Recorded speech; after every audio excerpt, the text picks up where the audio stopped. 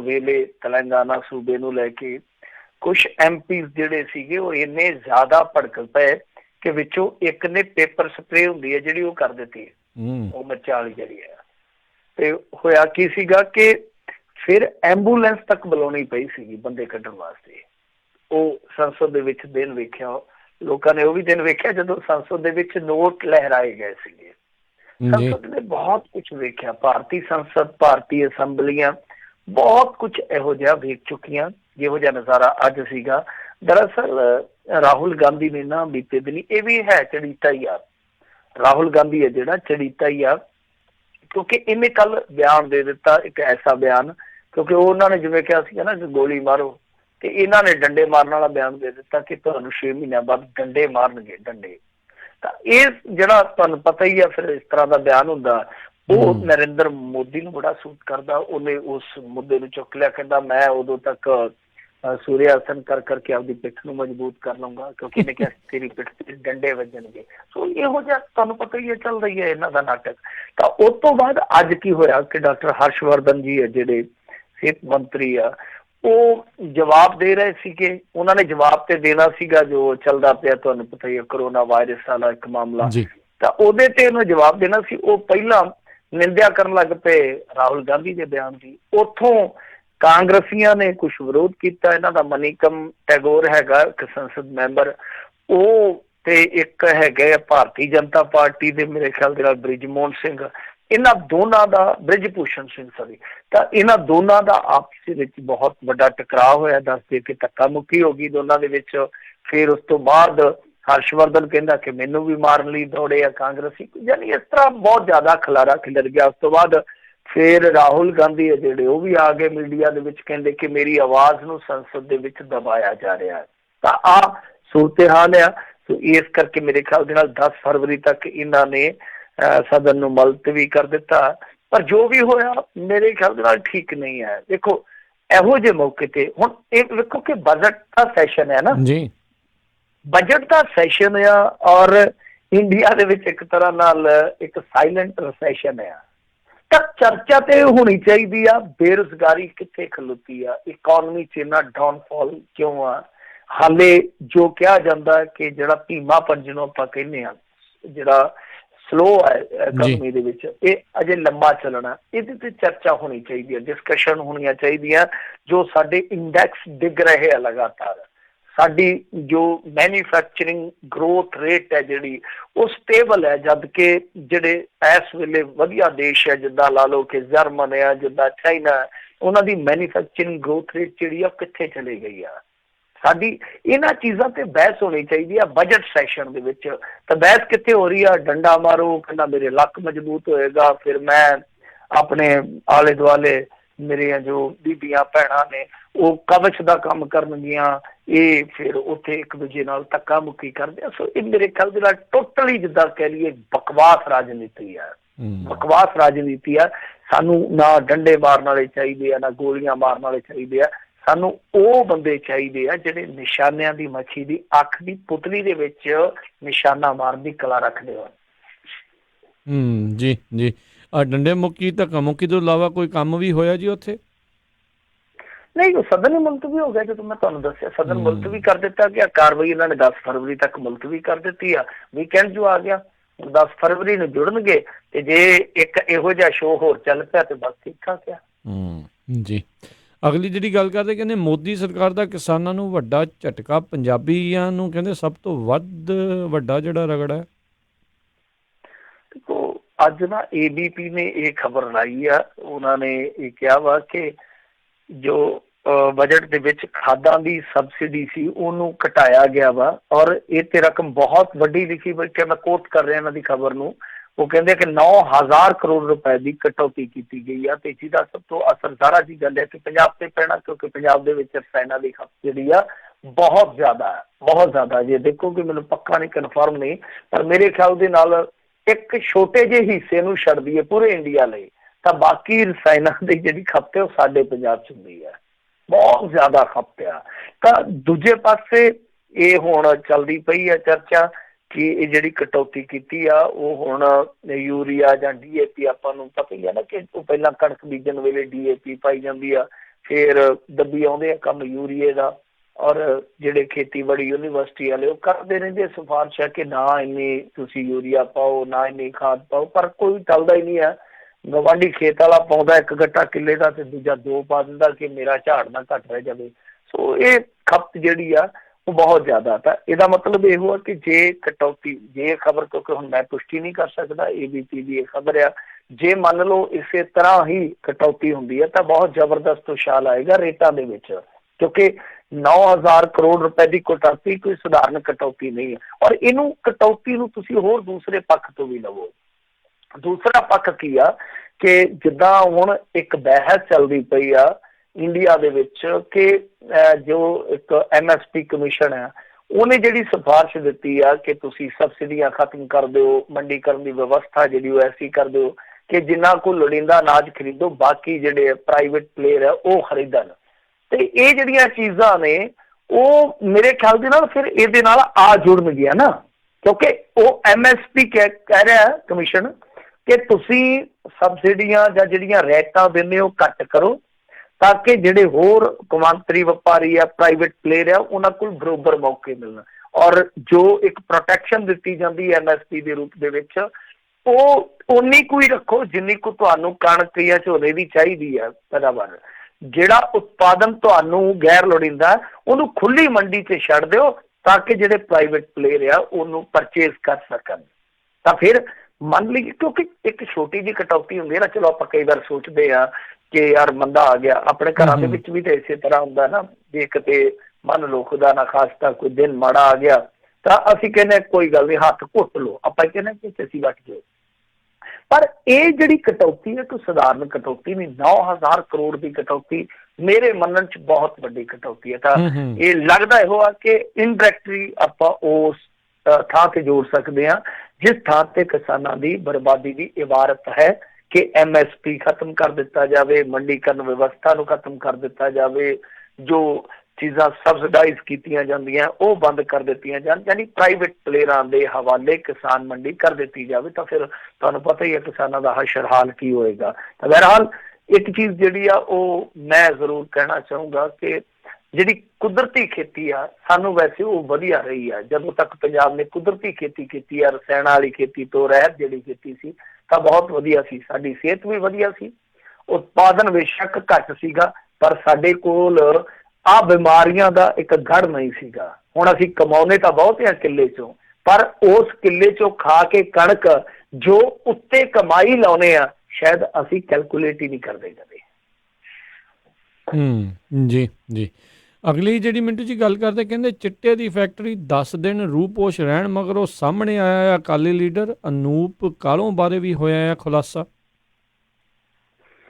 ਦੇਖੋ ਇਹ ਜਿਹੜਾ ਅਕਾਲੀ ਆਗੂ ਆ ਅਨਵਰ ਮਸੀਹ, ਵੈਸੇ ਇਹ ਈਸਾਈਆਂ ਦਾ ਲੀਡਰ ਸੀਗਾ, ਫਿਰ ਬਾਅਦ ਦੇ ਵਿੱਚ ਕਿਉਂਕਿ ਤੁਹਾਨੂੰ ਪਤਾ ਹੀ ਆ ਜਦੋਂ ਕਿਸੇ ਕਮਿਊਨਿਟੀ ਨੂੰ ਕੋਈ ਲੀਡ ਕਰਦਾ ਉਹਦੇ ਮਗਰ 4 ਬੰਦੇ ਹੁੰਦੇ ਆ, ਫਿਰ ਜਿਹੜੀਆਂ ਮੇਨ ਸਟ੍ਰੀਮ ਪਾਰਟੀਆਂ ਹੁੰਦੀਆਂ ਉਹ ਉਹਨਾਂ ਨੂੰ ਲੈ ਲੈਂਦੀਆਂ। ਅਨਵਰ ਮਸੀਹ ਦੀ ਚੰਗੀ ਚੜ੍ਹ ਤੇ ਆ, ਚੰਗਾ ਚੱਲਦਾ ਪੁਰਜਾ ਜਿਹਨੂੰ ਆਪਾਂ ਆਨੇ ਆ, ਉਹ ਚੱਲਦਾ ਪੁਰਜਾ ਸੀ ਅਨਵਰ ਮਸੀਹ। ਇਹਦੀ ਕੋਠੀ ਦੇ ਵਿੱਚ ਹੀ ਉਹ ਫੈਕਟਰੀ ਫੜੀ ਗਈ, ਉਹਦੇ ਤੇ ਆਪਾਂ ਗੱਲਬਾਤ ਮੇਰੇ ਖਿਆਲ ਦੇ ਨਾਲ ਵਾਹਵਾ ਕਰਦੀ ਆ ਔਰ ਪੰਨੂ ਸਾਹਿਬ ਵੀ ਜ਼ਰੂਰ ਕਰਕੇ ਜਾਂਦੇ ਹੋਣੇ ਆ ਜਦੋਂ ਉਹ ਆਉਂਦੇ ਨੇ ਮੇਰੇ ਖਿਆਲ ਦੇ ਨਾਲ ਨਾਈਟ ਟਾਈਮ ਦੇ ਵਿੱਚ।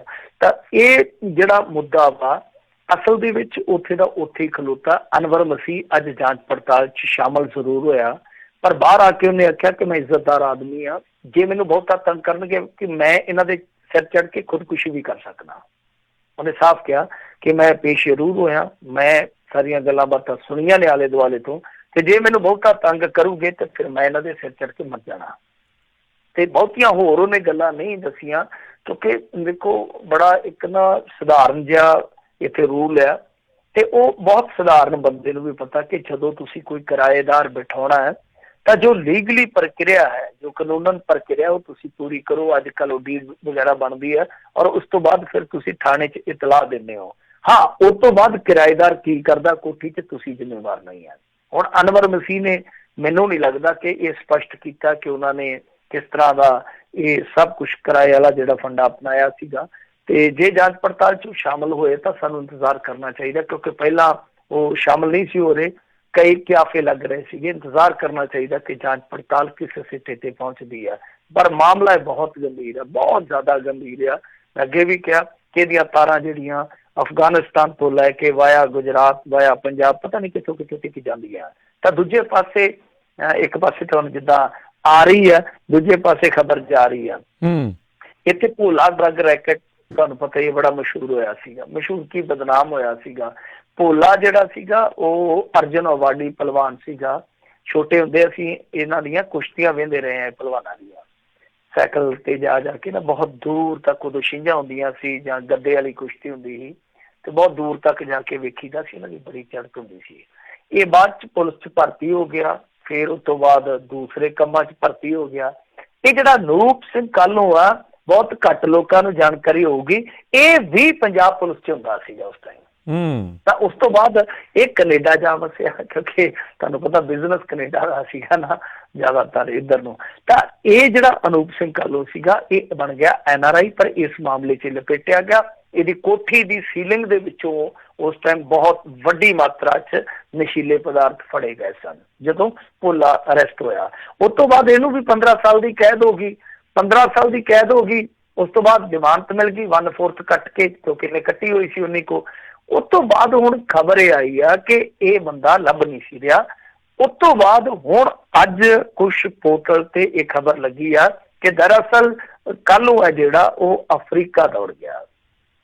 ਹੁਣ ਮੈਨੂੰ ਨਹੀਂ ਪਤਾ ਕਿ ਇਹਨਾਂ ਦੇ ਨਾਲ ਜੋ ਇੱਕ ਤਬਾਦਲੇ ਵਾਲੀ ਸੰਧੀ ਹੁੰਦੀ ਆ ਬੰਦਿਆਂ ਨੂੰ ਇੱਧਰ ਉੱਧਰ, ਉਹ ਹੈ ਜਾਂ ਨਹੀਂ ਆ ਅਫਰੀਕਨ ਦੇਸ਼ਾਂ ਦੇ ਨਾਲ, ਜਾਂ ਖਾਸ ਤੌਰ ਤੇ ਜੇ ਸਾਊਥ ਅਫਰੀਕਾ 'ਚ ਹੈ ਜਾਂ ਨਹੀਂ। ਤਾਂ ਕੈਨੇਡਾ 'ਚ ਤਾਂ ਤੁਹਾਨੂੰ ਪਤਾ ਹੀ ਆ ਬੰਦੇ ਲੈ ਆਉਂਦੇ ਆ ਇਹ, ਇੰਗਲੈਂਡ 'ਚ ਵੀ ਥੋੜਾ ਜਿਹਾ ਕੰਮ ਔਖਾ। ਤਾਂ ਇਹੋ ਜਿਹੇ ਬੰਦੇ ਜਿਹੜੇ ਹੁੰਦੇ ਆ ਉਹੋ ਜਿਹਾ ਦੇਸ਼ ਹੀ ਤੱਕਦੇ ਆ ਜਿੱਥੇ ਇਸ ਤਰ੍ਹਾਂ ਦੀ ਸੰਧੀ ਨਹੀਂ ਹੁੰਦੀ, ਹਵਾਲਗੀ ਸੰਧੀ ਨਹੀਂ ਹੁੰਦੀ। ਤਾਂ ਹੁਣ ਇਹ ਸਭ ਤੋਂ ਵੱਡਾ ਸਵਾਲ ਆ ਕਿ ਉਹ ਭੱਜਿਆ ਕਿਸ ਤਰ੍ਹਾਂ ਹੋਊਗਾ।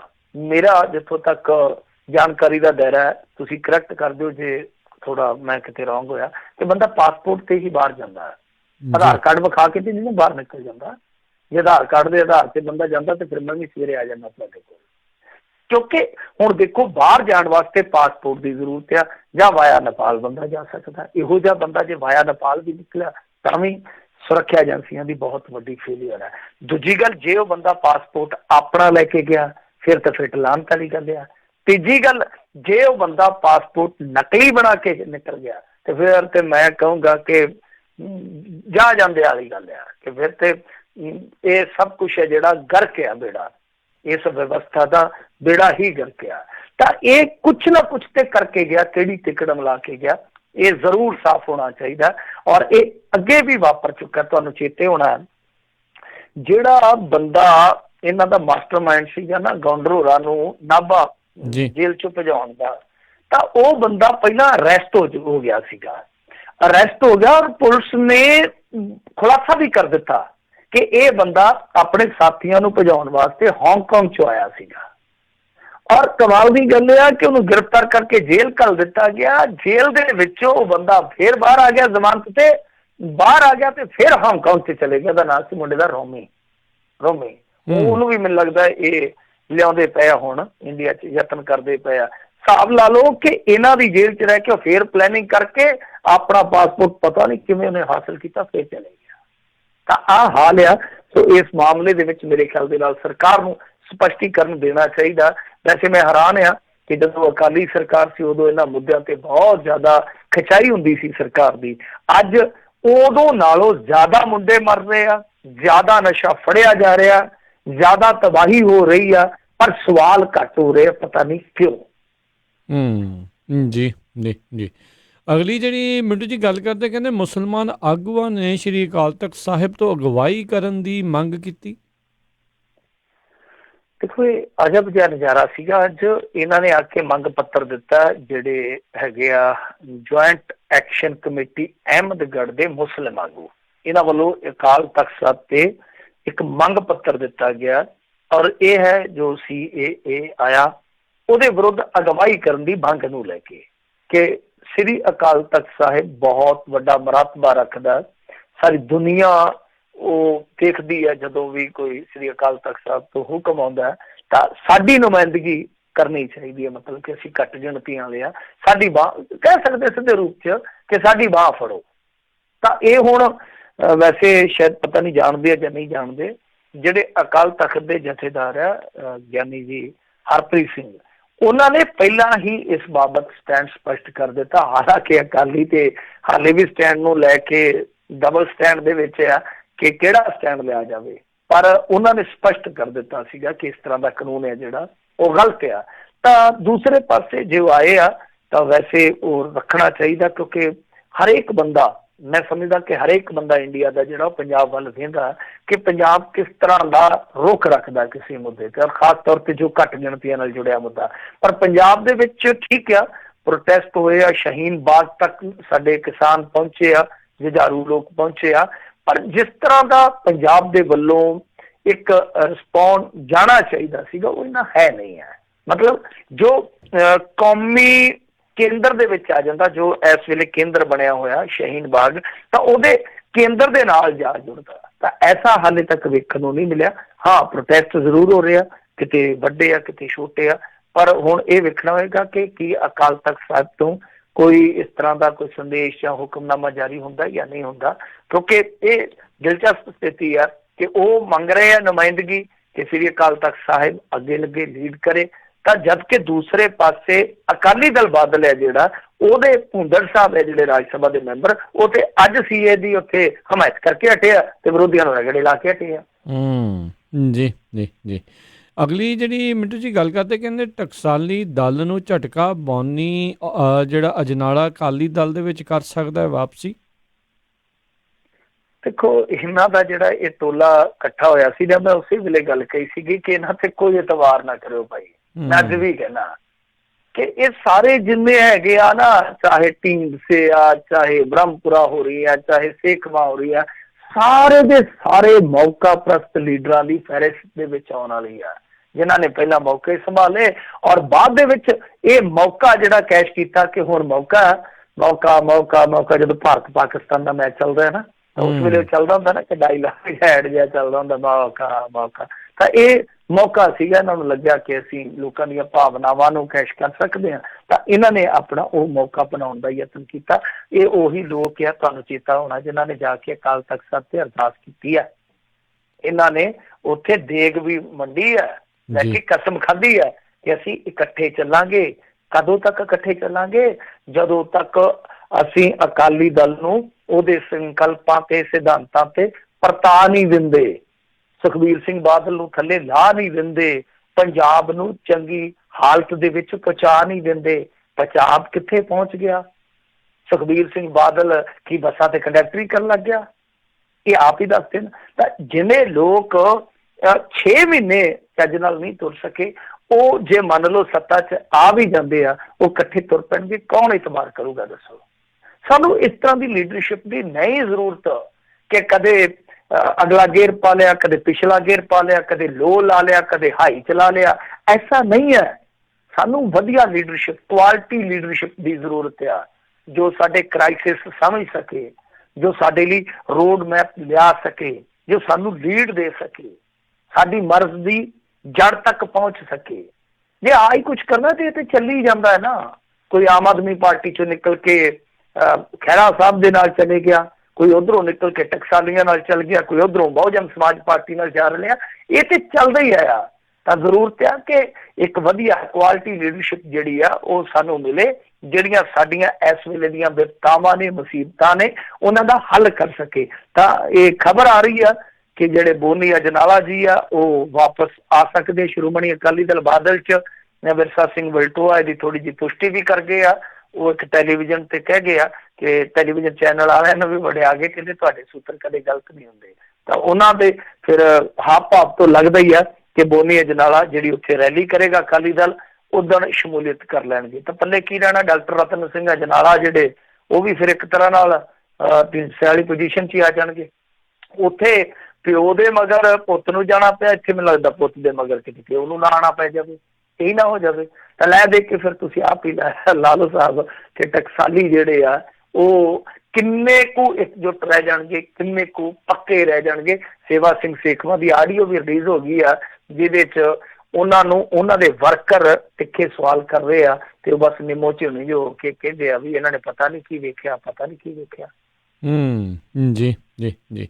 ਤੇ ਨਾਲ ਹੀ ਜਿਹੜੇ ਸਰੋਤਿਆਂ ਨੂੰ ਦੱਸ ਜੇ ਵੀ ਅੱਜ ਤੁਹਾਡੀਆਂ ਜਿਹੜੀਆਂ ਕਾਲਸ ਆਪਾਂ ਉਹ ਵੀ ਲਵਾਂਗੇ, ਤੇ ਤੁਸੀਂ ਵੀ ਸਰੋਤੇ ਜੇ ਕਾਲ ਕਰਕੇ ਕੋਈ ਮਿੰਟੂ ਜੀ ਨੂੰ ਸਵਾਲ ਪੁੱਛਣਾ ਚਾਹੁੰਦੇ ਹੋ ਤਾਂ ਕੁਝ ਕੁ ਖਬਰਾਂ ਤੋਂ ਬਾਅਦ ਦੇ ਵਿੱਚ, ਬ੍ਰੇਕ ਤੋਂ ਬਾਅਦ ਦੇ ਵਿੱਚ ਤੁਹਾਡੇ ਸਵਾਲ ਜਿਹੜੇ ਆਪਾਂ ਲਵਾਂਗੇ। ਤੇ ਅਗਲੀ ਜਿਹੜੀ ਮਿੰਟੂ ਜੀ ਗੱਲ ਕਰਦੇ ਜਾਈਏ, ਤੇ ਕਹਿੰਦੇ ਅੰਮ੍ਰਿਤਸਰ ਜੇਲ੍ਹ ਦੇ ਵਿੱਚੋਂ ਭੱਜੇ ਜਿਹੜੇ ਸਕੇ ਭਰਾ ਮੁੜ ਪੁਲਿਸ ਦੇ ਜਿਹੜੇ ਚੜ੍ਹ ਗਏ ਹੱਥੇ, ਤੇ ਤੀਜੇ ਦੀ ਕਹਿੰਦੇ ਹੁਣ ਭਾਲ ਆ, 2 ਫੜੇ ਗਏ ਆ। ਮੇਰੇ ਕੋਲ ਇੱਕ ਦਿਨ ਕੋਈ ਇੰਟਰਵਿਊ ਲਈ ਆਇਆ ਸੀਗਾ ਤੇ ਉਹਨਾਂ ਨੇ ਆਹ ਸਵਾਲ ਕਰ ਲਿਆ।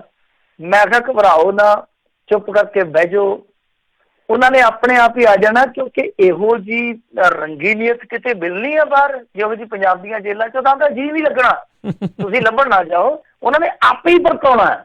ਤਾਂ ਉਹੀ ਗੱਲ ਹੋਈ ਆ, ਉਹ ਤਕਰੀਬਨ ਪਰਤੇ ਭੱਜ ਕੇ ਗਏ, ਤੇ ਗਏ ਵੀ ਕਿੱਥੇ, ਅੰਮ੍ਰਿਤਸਰੋਂ ਭੱਜੇ ਤੇ ਇੱਕ ਤਰਨਤਾਰਨ, ਦੂਜਾ ਆਨੰਦਪੁਰ ਸਾਹਿਬ ਤੋਂ 2 ਸਕੇ ਭਰਾ ਭੱਜ ਕੇ ਗਏ ਕਿੱਥੇ ਆ। ਤਾਂ ਉਹ ਜਦੋਂ ਭੱਜੇ ਆ, 10 ਰੁਪਈਏ ਵੀ ਉਹਨਾਂ ਦੇ ਕੋਲ 50 ਸੀ, ਆਟੋ ਵਾਲੇ ਨਾਲ ਬਾਰਗੇਨਿੰਗ ਕਰਕੇ ਤੇ ਲੈ ਲਓ ਗਏ ਆ। ਤੇ ਪਰ ਭੱਜਣ ਵਾਲੀ ਉਹਨਾਂ ਨੇ ਕਮਾਲ ਕੀਤੀ ਆ। ਤੁਸੀਂ ਤਸਵੀਰਾਂ ਵੇਖੋਗੇ, ਤਸਵੀਰਾਂ ਵੇਖ ਕੇ ਤੁਸੀਂ ਯਕੀਨ ਨਹੀਂ ਕਰ ਸਕਦੇ ਕਿ ਇਹ ਬੰਦੇ ਜਿਹੜੇ ਆ 18 22 ਫੁੱਟ ਦੀਆਂ ਕੰਧਾਂ ਟੱਪ ਗਏ ਹੋਣਗੇ ਔਰ ਏਡਾ ਤਗੜਾ ਕਾਂਡ ਕਰ ਗਏ ਆ। ਤਾਂ ਇਹਨਾਂ ਨੇ ਜਾਣਕਾਰੀ ਦਿੱਤੀ ਹੈ ਕਿ ਉਹਨਾਂ ਬੰਦਿਆਂ ਦਾ ਪਲਾਨ ਜਿਹੜਾ ਸੀਗਾ ਉਹ 6 ਮਹੀਨੇ ਪਹਿਲਾਂ ਹੀ ਬਣ ਚੁੱਕਾ ਸੀ। 6 ਬੰਦੇ ਸੀ, 6 ਚੋਂ 3 ਨੇ ਆਪਣੇ ਆਪ ਨੂੰ ਹਟਾ ਲਿਆ ਉਸ ਪਲਾਨ ਚੋਂ, ਫਿਰ 3 ਜਿਹੜੇ ਲੱਗੇ ਰਹੇ। ਉਹ ਰਾਤ ਨੂੰ ਟੈਲੀਵਿਜ਼ਨ ਦੀ ਆਵਾਜ਼ ਉੱਚੀ ਕਰ ਦਿੰਦੇ ਸਨ, ਨਾਲੇ ਇੱਟਾਂ ਖੁਰਚੀ ਜਾਂਦੇ, ਨਾਲੇ ਟੈਲੀਵਿਜ਼ਨ 'ਚ ਆ ਜਿਹੜੀਆਂ ਹਿੰਦੂ ਮੁਸਲਿਮ ਦੀਆਂ ਸ਼ਾਇਦ ਡਿਬੇਟਾਂ ਸੁਣੀ ਜਾਂਦੇ ਹੋਣੇ ਆ। ਤਾਂ ਫਿਰ ਹੌਲੀ ਇੱਕ ਦਿਨ ਇੱਟਾਂ ਖਿਸਕਾ ਦਿੱਤੀਆਂ, ਉਹ ਚਲੇ ਗਏ। ਇੱਕ ਬੰਦਾ ਕੰਮ ਤੇ ਚੜ ਗਿਆ, ਮੋਢੇ ਤੇ ਮਤਲਬ ਕਿ ਚੜ ਕੇ ਦੂਜੇ ਦੇ ਤੇ, ਫਿਰ ਉਹਨੇ ਬੰਨ ਕੇ ਕੱਪੜਾ ਤੇ ਦੂਜੇ ਵੀ ਟਪਾ ਦਿੱਤੇ। ਤਾਂ ਇੱਕ ਆਨੰਦਪੁਰ ਸਾਹਿਬ ਤੋਂ ਫੜਿਆ ਗਿਆ, ਉਹਨੇ ਦੱਸ ਦਿੱਤਾ ਕਿ ਦੂਜਾ ਫਲਾਣੇ ਪਿੰਡ ਲੁਕਿਆ। ਜਦੋਂ ਉਹਨੂੰ ਫੜਨ ਗਏ ਤੇ ਉਹਨੇ ਅੱਗੋਂ ਚਾਹ ਪਾ ਦਿੱਤੀ ਤੱਤੀ, ਇੱਕ ਮੁਲਾਜ਼ਮ ਦੇ ਮੂੰਹ ਤੇ ਛਾਲ ਮਾਰੀ, ਉਹ ਥੱਲੇ ਇੱਟਾਂ ਪਈਆਂ ਸੀ, ਉੱਥੇ ਫਸ ਗਿਆ, ਉਹਨੂੰ ਵੀ ਦਬੋਚ ਲਿਆ। ਪਰ ਜਿਹੜਾ ਤੀਜਾ ਇੱਕ ਕਥਿਤ ਤੌਰ ਤੇ ਰੇਪਿਸਟ ਆ, ਉਹ ਹਾਲੇ ਫਰਾਰ ਆ। 2 ਸਕੇ ਭਰਾ ਜਿਹੜੇ ਫੜੇ ਗਏ। ਪਰ ਇਹਦੇ ਵਿੱਚ ਵੇਖਣਾ ਪਊਗਾ ਕਿ ਕਿਹੜੇ ਹੋਰ ਜਿਹੜੇ ਉੱਥੇ ਮੁਲਾਜ਼ਮ ਹੈ ਜ਼ਿੰਮੇਵਾਰ ਆ ਜਿਹੜੇ ਕੁਤਾਹੀ ਕਰ ਗਏ। ਔਰ ਦੂਸਰਾ ਇਹ ਆ ਕਿ ਉਹ ਇੱਟਾਂ ਵੀ ਚੈੱਕ ਕਰਨੀਆਂ ਚਾਹੀਦੀਆਂ ਕਿ ਜਿਹੜੇ ਖੁਰਚ ਕੇ ਚਲੇ ਗਏ ਆ, ਉਹ ਜੇਲ੍ਹ ਦੀਆਂ ਇੱਟਾਂ ਜਿਨ੍ਹਾਂ ਨੇ ਲਾਈਆਂ, ਜਿਨ੍ਹਾਂ ਨੇ ਸੀਮੈਂਟ ਲਾਇਆ, ਜਿਨ੍ਹਾਂ ਦੀਆਂ ਸਰਕਾਰਾਂ 'ਚ ਲੱਗਿਆ, ਉਹਨਾਂ ਵੱਲ ਵੀ ਝਾਤੀ ਮਾਰ ਲੈਣੀ ਚਾਹੀਦੀ ਆ ਕਿ ਸੀਮੈਂਟ ਦੀ ਜਗ੍ਹਾ ਤੇ ਕੁਝ ਹੋਰ ਤਾਂ ਨਹੀਂ ਉੱਥੇ ਥੱਪੀ ਬੈਠੇ। ਕਿਉਂਕਿ ਪੰਜਾਬ ਦਾ ਰੇਤਾ ਤੇ ਬਹੁਤਾ ਢਿੱਡਾਂ 'ਚ ਚਲੇ ਗਿਆ, ਰੇਤਾ ਦੀ ਥਾਂ ਤੇ ਵੀ ਕੀ ਹੋਰ ਤਾਂ ਨਹੀਂ ਕੁਛ ਲਾਈ ਬੈਠੇ। ਜੀ ਜੀ ਜੀ ਬਿਲਕੁਲ। ਤੇ ਅਗਲਾ ਹੀ ਜਿਹੜੀ ਆਪਾਂ ਗੱਲ ਕਰਦੇ, ਕਹਿੰਦੇ ਸ਼੍ਰੀ ਦਰਬਾਰ ਸਾਹਿਬ ਦੇ ਵਿੱਚ ਬੈਨ ਹੋ ਸਕਦਾ ਹੈ ਮੋਬਾਈਲ। ਦੇਖੋ ਕੀ ਕਿਹਾ ਜਾ ਸਕਦਾ ਹੁਣ, ਜੇ ਉਹ ਬੈਨ ਕਰਨਗੇ ਸਾਡੇ ਫਿਰ ਜਿਹੜੇ ਲਿਬਰਲ ਲੋਕ ਆ, ਜਿਹੜੇ ਕਮਿਊਨਿਸਟ ਲੋਕ ਆ, ਉਹ ਭੜਕਣਗੇ ਕਿ ਇਹ ਸਿੱਖ ਕਿੱਧਰ ਨੂੰ ਤੁਰੇ ਜਾਂਦੇ ਆ, ਫਲਾਂ ਟਮਕਾਂ, ਫਿਰ 36 ਤਰ੍ਹਾਂ ਦੇ ਸਵਾਲਾਤ ਤਰਕ ਹੋਣਗੇ। ਪਰ ਜੋ ਉੱਥੇ ਹੋ ਰਿਹਾ ਹੁਣ ਤਾਂ ਚਲੋ ਸਭ ਕੁਝ ਠੀਕ ਆ, ਜਾਂਦੇ ਆ ਉੱਥੇ ਕੁਛ ਜਗ੍ਹਾ ਵੀ ਬਣਾ ਦਿੱਤੀਆਂ ਗਈਆਂ ਜਿੱਥੇ ਤੁਸੀਂ ਫੋਟੋਗ੍ਰਾਫੀ ਕਰ ਸਕਦੇ ਹੋ। ਤਾਂ ਮੈਂ ਸਮਝਦਾ ਕਿ ਲੋਕਾਂ ਨੇ ਇਸ ਚੀਜ਼ ਨੂੰ ਜੋ ਇੱਕ ਮੈਂ ਬਹੁਤ ਹੌਲੇ ਦਰਜੇ ਤੇ ਲੈ ਆਉਂਦਾ, ਤਾਂ ਫਿਰ ਅੰਤ ਨੂੰ ਕੋਈ ਨਾ ਕੋਈ ਕਰੜਾ ਫੈਸਲਾ ਤਾਂ ਲੈ ਹੀ ਸਕਦੇ ਆ। ਤਾਂ ਸੰਕੇਤ ਦਿੱਤੇ ਆ ਜਿਹੜੇ ਜਥੇਦਾਰ ਆ ਗਿਆਨੀ ਹਰਪ੍ਰੀਤ ਸਿੰਘ ਜੀ, ਉਹਨਾਂ ਨੇ ਪ੍ਰਤੀਕਿਰਿਆ ਦਿੱਤੀ ਆ ਕਿ ਇਹ ਫੋਨ ਜਿਹੜੇ ਲਿਜਾਣੇ ਆ ਇਹ ਬਹੁਤ ਗਲਤ ਆ। ਮਤਲਬ ਕਿ ਪ੍ਰਕਰਮਾਂ ਦੇ ਵਿੱਚ ਜਿਸ ਤਰ੍ਹਾਂ ਟਿਕਟੋਕ ਵੀਡੀਓ ਬਣ ਰਹੀਆਂ ਹਨ, ਇਹਦੇ ਚੱਲਦਿਆਂ ਦਰਬਾਰ ਸਾਹਿਬ ਦੇ ਅੰਦਰ ਮੋਬਾਈਲ ਫੋਨ ਬੰਦ ਕਰਨੇ ਪੈ ਸਕਦੇ ਹਨ।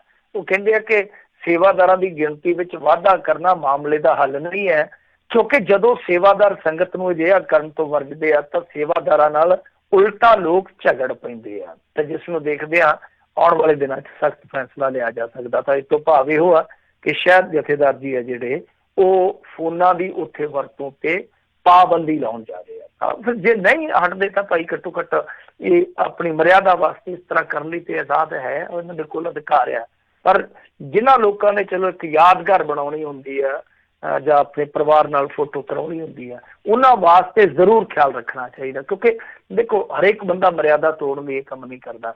ਹਰੇਕ ਬੰਦਾ ਉਸ ਰੂਹਾਨੀ ਪਲ ਨੂੰ ਜਿਹੜਾ ਇੱਕ ਮੇਰੇ ਖਿਆਲ ਦੇ ਨਾਲ ਅਸੀਮ ਪਲ ਕਿਤੇ ਸਦੀਆਂ 'ਚ ਇੱਕ ਦਫਾ ਜਾਂ ਕਿਤੇ ਇੱਕ ਦਰਜਨ ਦਫਾ ਆਉਂਦਾ, ਤਾਂ ਉਹਨੂੰ ਯਾਦਗਾਰ ਦੇ ਤੌਰ ਤੇ ਆਪਣੇ ਕੋਲ ਰੱਖਣਾ ਚਾਹੁੰਦਾ। ਤਾਂ ਉਹਨਾਂ ਦੀ ਉਹ ਜਿਹੜੀ ਇੱਕ ਫੀਲਿੰਗ ਹੈ, ਉਹਨਾਂ ਦਾ ਜਿਹੜਾ ਫੀਲ ਆ, ਉਹ ਜ਼ਰੂਰ ਉਹਦਾ ਖਿਆਲ ਰੱਖਣਾ ਚਾਹੀਦਾ। ਜੀ ਜੀ। ਇੱਥੇ ਇੱਕ ਆਪਾਂ ਛੋਟੀ ਜਿਹੀ ਬ੍ਰੇਕ ਲੈਂਦੇ ਹਾਂ ਅਤੇ ਇਸ ਤੋਂ ਬ੍ਰੇਕ ਤੋਂ ਬਾਅਦ ਮੁੜ ਕੇ ਫਿਰ ਵਾਪਸ ਹਾਜ਼ਰ ਹੁੰਦੇ ਹਾਂ। ਅਤੇ ਤੁਸੀਂ ਜੇ ਮਿੰਟੂ ਜੀ ਨੂੰ ਕੋਈ ਸਵਾਲ ਪੁੱਛਣਾ ਚਾਹੁੰਦੇ ਹੋ ਪੰਜਾਬ ਭਾਰਤ ਦੀ ਰਾਜਨੀਤੀ ਦੇ ਬਾਬਤ ਤਾਂ ਕਾਲ ਕਰ ਸਕਦੇ ਹੋ। ਸਟੂਡੀਓ ਦੇ ਵਿੱਚ ਨੰਬਰ ਰਹੇਗਾ 408 272 5200। 4082725200 ਤੇ ਮਿਲਦੇ ਹਾਂ ਤੁਹਾਨੂੰ ਸਾਰਿਆਂ ਨੂੰ ਇੱਕ ਕਮਰਸ਼ੀਅਲ ਬ੍ਰੇਕ ਤੋਂ ਬਾਅਦ 'ਚ।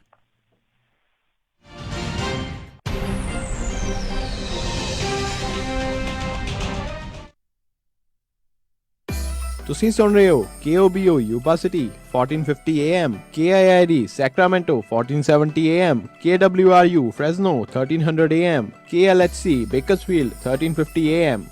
ਸਿੱਖ ਅਮਰੀਕਨ ਇੰਸਟੀਚਿਊਟ ਬਰਕਲੇ ਕੈਲੀਫੋਰਨੀਆ ਦੇ ਦੁਆਰਾ ਸਾਬਕਾ US navy SEAL John McLaren ਦੀ ਅਗਵਾਈ ਹੇਠ ਹਰ ਦੂਜੇ ਸ਼ਨੀਚਰਵਾਰ leadership professional academic development seminar ਲਗਾਏ ਜਾ ਰਹੇ ਹਨ, ਜਿਸ ਨਾਲ ਬੱਚਿਆਂ ਦੀ ਪੜ੍ਹਾਈ ਅਤੇ ਪੇਸ਼ੇ ਦੇ ਵਿੱਚ ਹੋਰ ਮੌਕਿਆਂ ਨੂੰ ਵਧਾਉਣ ਦੀ ਕੋਸ਼ਿਸ਼ ਹੋਵੇਗੀ। ਇਹਨਾਂ ਪ੍ਰੋਗਰਾਮਸ ਦੇ ਵਿੱਚ ਸਫਲ ਬੱਚਿਆਂ ਨੂੰ ਬਹੁਤ ਹੀ ਉੱਚ ਪੱਧਰੀ ਇੰਟਰਨਸ਼ਿਪ ਅਤੇ ਟ੍ਰੇਨਿੰਗ ਦਿੱਤੀ ਜਾਵੇਗੀ। 13 ਤੋਂ 20 ਸਾਲ ਦੀ ਉਮਰ ਦੇ ਬੱਚਿਆਂ ਦੇ ਲਈ ਇਹ ਸ਼ਨੀਚਰਵਾਰ ਦੇ ਲੀਡਰਸ਼ਿਪ ਸੈਮੀਨਾਰਸ ਉਪਲਬਧ ਹਨ। ਇਹ ਸੈਮੀਨਾਰ ਸਿੱਖ ਅਮਰੀਕਨ ਇੰਸਟੀਚਿਊਟ ਬਰਕਲੀ ਦੇ ਵਿੱਚ ਲਗਾਏ ਜਾਣਗੇ। ਰਜਿਸਟਰ ਕੀਤੇ ਬੱਚੇ ਹੀ ਇਹ ਸੈਮੀਨਾਰ ਲਗਾ ਸਕਣਗੇ ਤੇ ਰਜਿਸਟਰ ਕਰਨ ਦੇ ਲਈ ਅੱਜ ਹੀ ਇਹਨਾਂ ਦੀ ਵੈਬਸਾਈਟ sikham.org ਵਿਜ਼ਿਟ ਕਰੋ, www.sikham.org। ਸੀਟਾਂ ਸੀਮਤ ਹਨ। ਇਹ ਸੈਟਰਡੇ ਲੀਡਰਸ਼ਿਪ ਸੈਮੀਨਾਰਸ ਦਾ ਪ੍ਰੋਗਰਾਮ 8 ਫਰਵਰੀ ਤੋਂ ਸ਼ੁਰੂ ਹੈ। ਸੀਟਾਂ ਸੀਮਤ ਹਨ। ਅੱਜ ਹੀ ਰਜਿਸਟਰ ਕਰੋ sikham.org ਤੇ।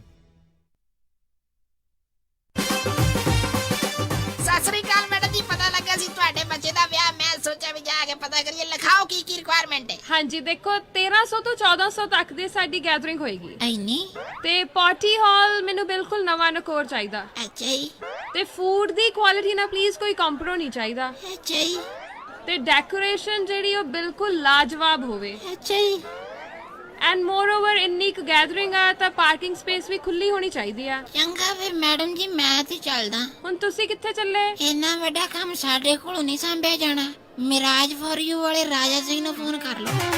ਮਿਰਾਜ ਬੈਂਕਟ ਹਾਲ, ਜਿਨ੍ਹਾਂ ਕੋਲ ਨੇ 2 ਬੈਂਕਟ ਹਾਲ 300 ਤੇ 1000 ਦੀ ਕੈਪੈਸਿਟੀ ਵਾਲੇ। ਮਿਰਾਜ ਬੈਂਕਟ ਹਾਲ ਜਿਨ੍ਹਾਂ ਕੋਲ ਹੈ ਨੰਬਰ 1 ਕੇਟਰਿੰਗ ਇਨ ਟਾਊਨ, ਬੈਸਟ ਸਵੀਟਸ ਤੇ ਤੁਹਾਡੇ ਫੰਕਸ਼ਨ ਲਈ best ambience.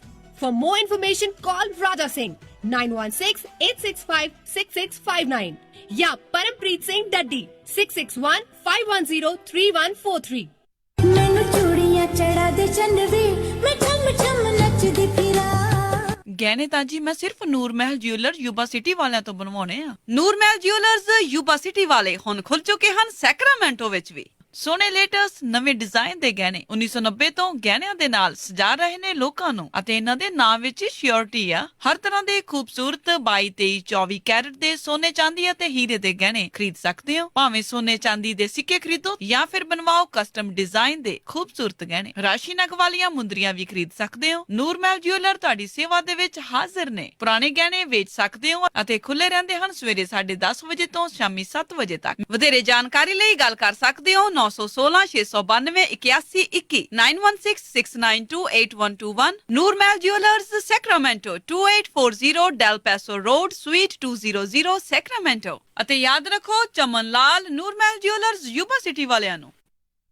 Padda insurance and registration services ਇੱਥੇ ਹੋਮ, ਆਟੋ, ਲਾਈਫ ਅਤੇ ਹੈਲਥ ਇੰਸ਼ੋਰੈਂਸ ਕੀਤੀ ਜਾਂਦੀ ਹੈ। ਟਰੱਕਾਂ ਵਾਲਿਆਂ ਵਾਸਤੇ ਹਰ ਤਰ੍ਹਾਂ ਦੀ ਇੰਸ਼ੋਰੈਂਸ ਅਤੇ ਪਰਮਿਟ ਉਪਲਬਧ ਕਰਵਾਉਂਦੇ ਹਨ। ਨਵਾਂ ਪਾਸਪੋਰਟ ਬਣਵਾਉਣਾ ਹੋਵੇ ਜਾਂ ਰੀਨਿਊ ਕਰਵਾਉਣਾ ਹੋਵੇ ਤਾਂ ਅੱਜ ਹੀ ਪਰਮਜੀਤ ਸਿੰਘ ਪੱਡਾ ਨੂੰ 9166222822 ਤੇ ਕਾਲ ਕਰੋ। ਇੱਥੇ ਇੰਡੀਵਿਜੂਅਲ ਅਤੇ ਬਿਜ਼ਨਸ ਟੈਕਸ ਫਾਈਲਿੰਗ ਦੇ ਨਾਲ-ਨਾਲ ਨੋਟਰੀ ਦੀਆਂ ਸੇਵਾਵਾਂ ਵੀ ਉਪਲਬਧ ਹਨ। Address 8620 Antelope North Road, suite B, Antelope ਜਾਂ visit paddaiinsurance.com। Call 9166222822 916 622 2822। Smile and Shine dental practice of doctor Sidhu, ਜੋ ਹਰ ਤਰ੍ਹਾਂ ਦੇ PPO ਇੰਸ਼ੋਰੈਂਸਿਸ ਅਤੇ ਡੈਂਟੀਕੈਲ ਅਸੈਪਟ ਕਰਦੇ ਨੇ ਤੇ ਡਾਕਟਰ ਸਿੱਧੂ ਪੰਜਾਬੀ ਹਿੰਦੀ ਦੇ ਵਿੱਚ ਵੀ ਗੱਲ ਕਰਦੇ ਨੇ। ਤਾਂ ਇੱਥੇ ਆਓ ਤੇ ਆਪਣੇ ਲੋਕਲ ਡਾਕਟਰ ਨੂੰ ਸਪੋਰਟ ਕਰੋ। ਵਿਜ਼ਿਟ ਕਰੋ Smile and Shine 729 Sunrise Avenue suite 200 Roseville. Call 9169537975 ਜਾਂ 9169537976। Smile and shine. ਬ੍ਰੈਂਪਟਨ ਸ਼ਹਿਰ ਦੇ ਵਿੱਚ ਜਾਣਿਆ ਪਹਿਚਾਨਿਆ ਸੁਜੋਕ ਹੋਮਿਓਪੈਥਿਕ ਕਲੀਨਿਕ, ਜਿਨ੍ਹਾਂ ਨੂੰ ਹੈ ਇਲਾਜ ਕਰਨ ਦੇ ਵਿੱਚ 15 ਸਾਲ ਦਾ ਤਜਰਬਾ, ਜਿੱਥੋਂ ਤੁਸੀਂ ਕਰਵਾ ਸਕਦੇ ਹੋ ਹਰ ਇੱਕ ਤਰ੍ਹਾਂ ਦੀ ਨਵੀਂ ਅਤੇ ਪੁਰਾਣੀ ਬਿਮਾਰੀ ਦਾ ਇਲਾਜ। ਚਮੜੀ ਦੇ ਰੋਗ,